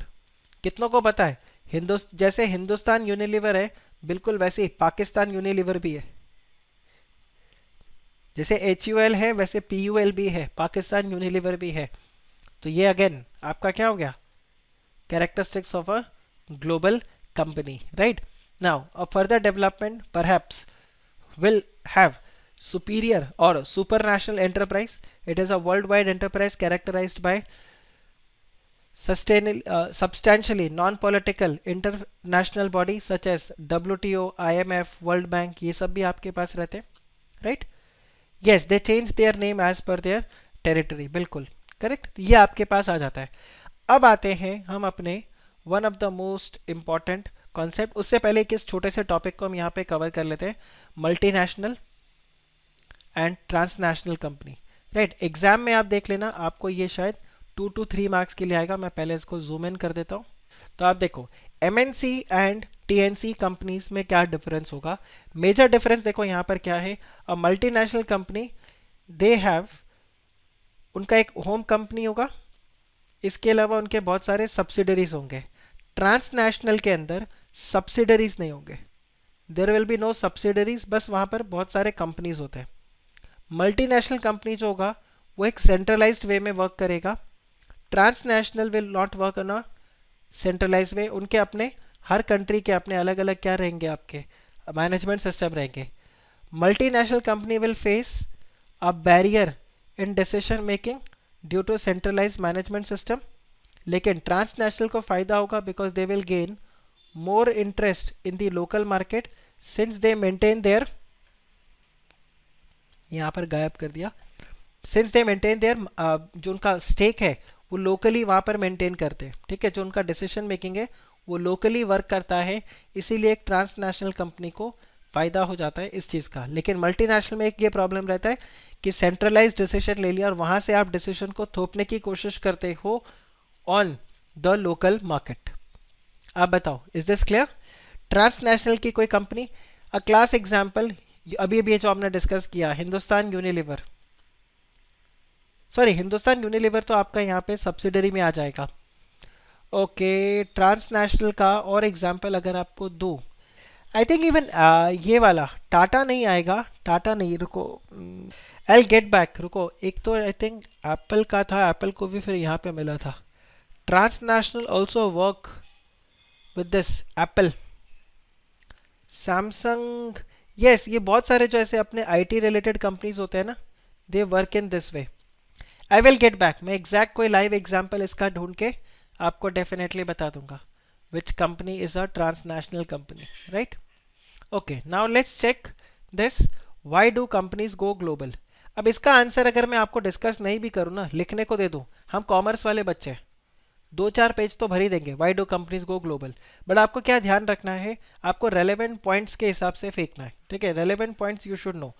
सबसे पहला इसमें क्या रीजन है, दे नीड टू ग्रो, ठीक है? तो मैं एक काम करता हूँ, मैं इसको हाईलाइट करते जाता हूँ, जो जो पॉइंट्स को मैं हाईलाइट कर रहा हूँ वो पॉइंट्स आप यहाँ पर लिखोगे। आपको you need to grow, you need to find opportunities, आपको नए अपॉर्चुनिटीज़ को क्या करते रहना पड़ेगा, फाइंड आउट करना होगा, और इसी के लिए कंपनीज क्या करते हैं, वो ग्लोबल जाते हैं। यस, वॉलमार्ट को आप बोल सकते हो ट्रांसनेशनल, बिल्कुल करेक्ट, बिल्कुल correct Sarvesh, correct, transnational company is like Walmart, right?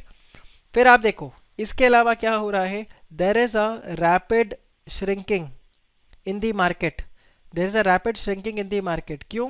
क्योंकि आप देखो आज की डेट में, आज की डेट में you know internet has become a great leveller. आपने ये टर्म सुना है, leveller? Have you heard of this?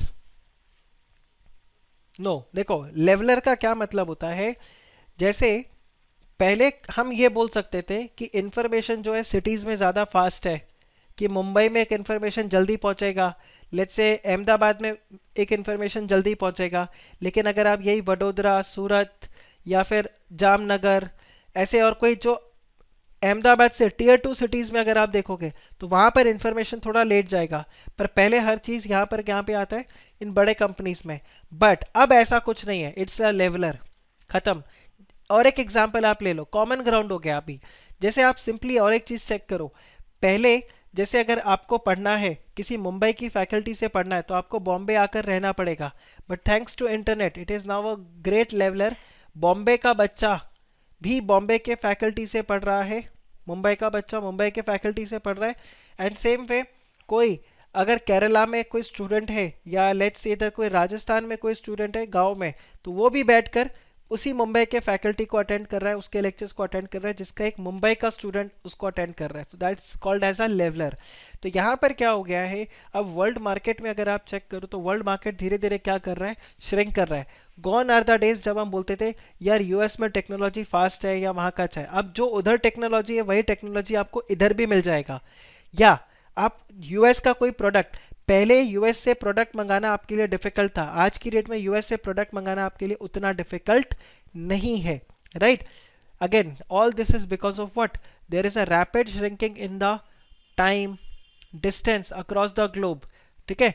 Faster communication, स्पीडर transportation, ठीक है? फाइनेंशियल फ्लोज फास्ट हो गए, टेक्नोलॉजी फटाफट से चेंज हो रहा है। तो इसके लिए भी आपको क्या करना पड़ेगा, ग्लोबल बनना पड़ेगा। आप ये नहीं बोल सकते अब दिल्ली दूर नहीं। Dialogues, very good, very good.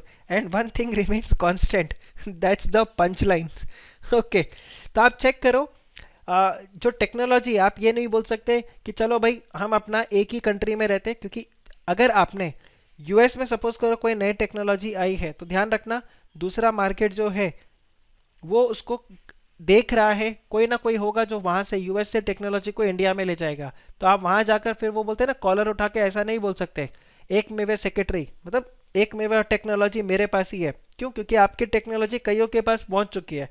सो अगर आप डिले करोगे तो again you will go out of the market here. Then it is being realised that the domestic markets are no longer adequate and rich.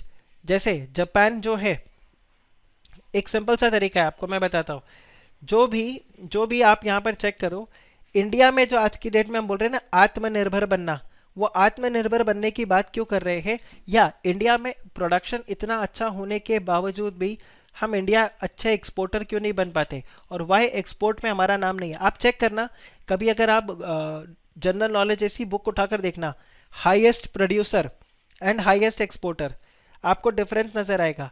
India is the highest producer of tea, but India is not the highest exporter of tea. Highest exporter of tea is Sri Lanka, at least last जो मैंने पढ़ा था तभी श्रीलंका था। Why? India highest tea produce करता है लेकिन उतना कंज्यूम भी कर लेता है, राइट?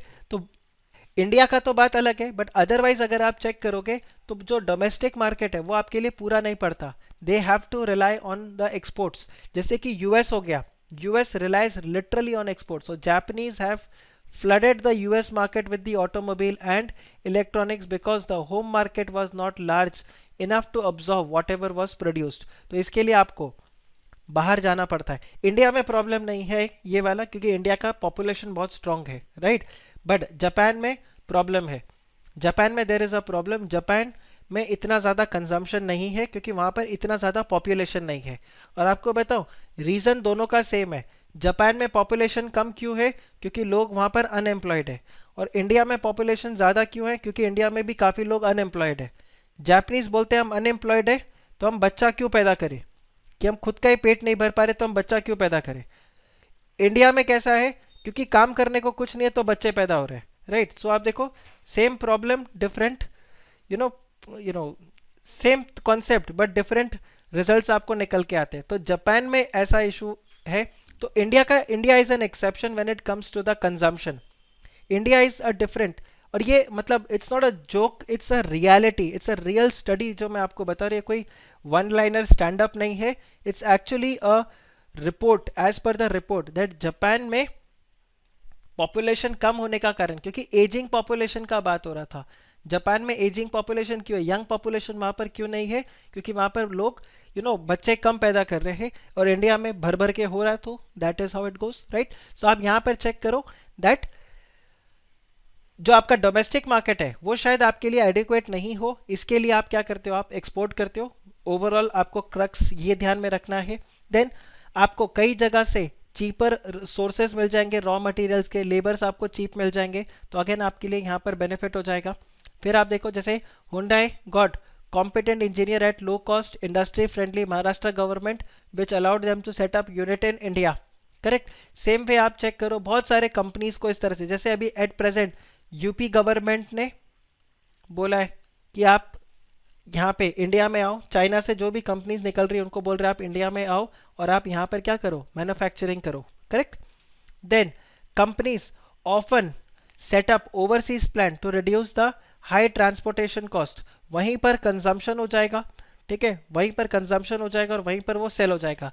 जैसे अभी जब एंटी चाइना का जो माइंडसेट रेडी हुआ था, तो किसी तो लीडर ने जाके नोएडा के पास में या कहीं पर तो था, दिल्ली के आसपास में कहीं पर तो जाके वीवो के फैक्ट्री को बंद कर दिया।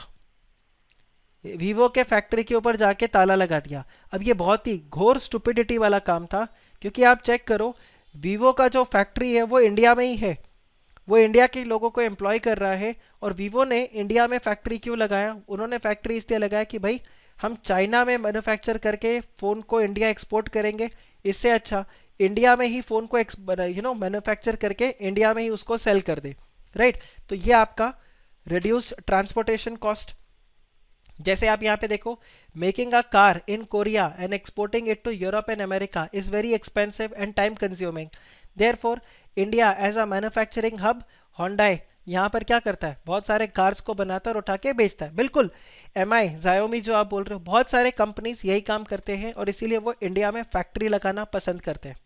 Then when exporting organisations find that foreign market are open up for grow big, they naturally look at overseas market plant manufacturing plant sales branches to generate and better cash flows।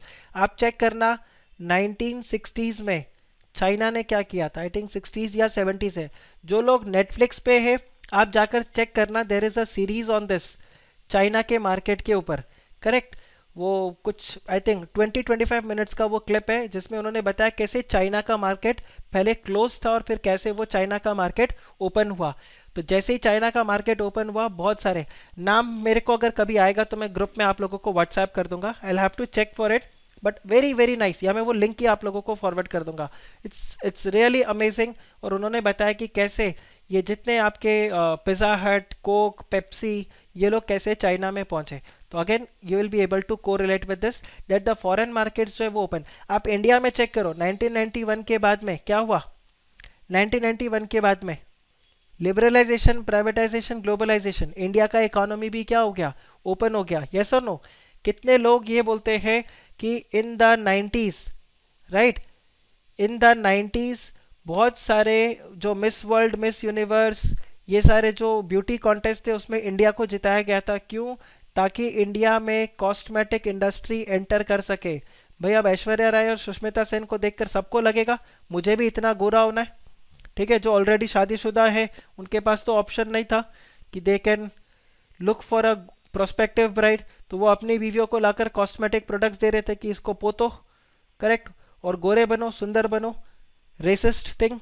सो आप देखो ये 90s में ये सारा scenario क्यों हुआ था, because of this reason.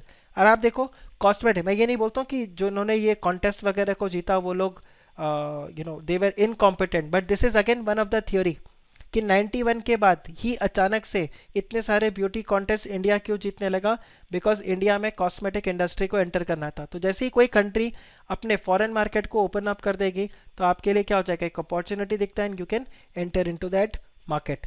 फिर आप देखो Hyundai cars made in Korea sold in India were highly demanded and Hyundai decided to set up a plant here only.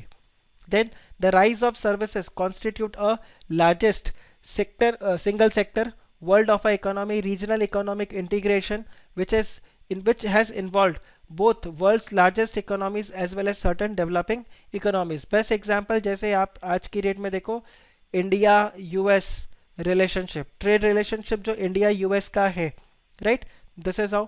And then the apparent and real collapse of the international trade barriers redefines the role of state and the industry.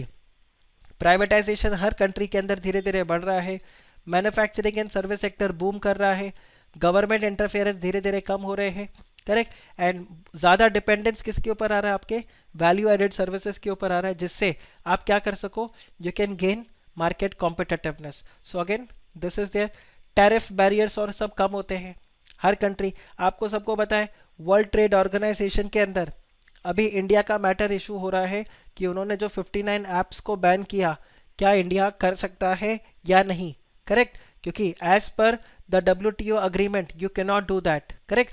आपने dumping duties के बारे में सुना होगा, anti dumping duties पढ़ा आपने, anti dumping duties. तो इसके अंदर आपको यहाँ पर वो तो एंटी डंपिंग ड्यूटीज वगैरह जो ये सब धीरे धीरे, पहले इंपोर्ट्स के ऊपर जो इंपोर्ट ड्यूटी था वो इंपोर्ट ड्यूटी कम लग रहा था, पहले ज़्यादा था, अब वो इंपोर्ट ड्यूटी कम हो गया है, correct. So this is how go. Dumping duty वही था कि यूएस से सामान या लेट्स से चाइना से सामान बहुत ही सस्ते भाव में इंडिया में बेचा जा रहा है, डंप किया जा रहा है, तो उसको कवर करने के लिए हम क्या करते थे, एंटी डंपिंग ड्यूटी। आप डेफिनेटली जब इनडायरेक्ट टैक्स पढ़ोगे तो वहाँ आपको ये डिटेल में मिलेगा जब कस्टम में आप पढ़ोगे। तो अगेन ये जो टैरिफ्स वगैरह ये बहुत कम होते जा रहे हैं। And globalization has made companies in different countries to form strategic alliances, बिल्कुल Maruti Suzuki, Hero and Honda, correct, to avoid economic and technological threats and leverage their respective comparative and competitive advantages. So these are the reasons for a company going global. ये exam में ध्यान रखना 5 mark का question है, why do companies go global, one of the most important question from your exam point of view. आप बताइए ये clear हुआ कि नहीं। हमने आज के लेक्चर के अंदर चैप्टर 2 के कुछ टॉपिक्स को कवर किया। We started with the ADL matrix, हमने जनरल इलेक्ट्रिक मैट्रिक्स को समझा, राइट। उसके बाद हमने स्वॉट एनालिसिस को पढ़ा, स्वॉट एनालिसिस के बाद में हमने टोज एनालिसिस को पढ़ा, फिर हमने ग्लोबलाइजेशन एंड ग्लोबल स्ट्रैटेजी को समझा, फिर MNC वर्सेस ट्रांसनेशनल कॉरपोरेशन, हमने इन सब को कवर किया। विद दिस हमारा चैप्टर 2 का सब्सटैंशियल पार्ट जो है वो यहाँ पर क्या हो चुका है, कवर। ओके, तो ये वाला पार्ट जो है ये भी हमारा पार्ट यहाँ पे आज की डेट में ख़त्म हो गया है। अब नेक्स्ट क्लास में देखते हैं हम क्या शुरू करते हैं। मोस्ट प्रोबेबली मैं आपको चैप्टर 2 ही यहाँ पर कंटिन्यू करवाऊँगा and our next lecture will be on Monday, that is on 13th। So 13th को अब आपका नेक्स्ट लेक्चर होगा। यू स्टिल हैव टाइम, 2 दिन आपके पास है, आप आराम से इसको पढ़ो, प्रिपेयर करो and try to find out कि क्या आपके डाउट्स है, कैसे हैं, एंड अगर पॉसिबल हो तो प्लीज़ पास्ट एग्जाम पेपर को आप सॉल्व करना शुरू करो। Try to write the answers. Okay, so that's all for today. Thank you, take care, bye bye. बिल्कुल कमेंट करें, लाइक करें, शेयर करें, सब्सक्राइब करें and don't forget to press the bell icon, hit the bell icon. बिल्कुल correct, right. Thank you. जय हिंद, जय Maharashtra. Okay, very nice. Ganpati Bappa Morya. और बताइए, जय माता दी, खुदा हाफिज। हाँ, आग लगा दो धवल, बिल्कुल। अमन, बिल्कुल करेक्ट, वेरी नाइस। चलो, बाय बाय।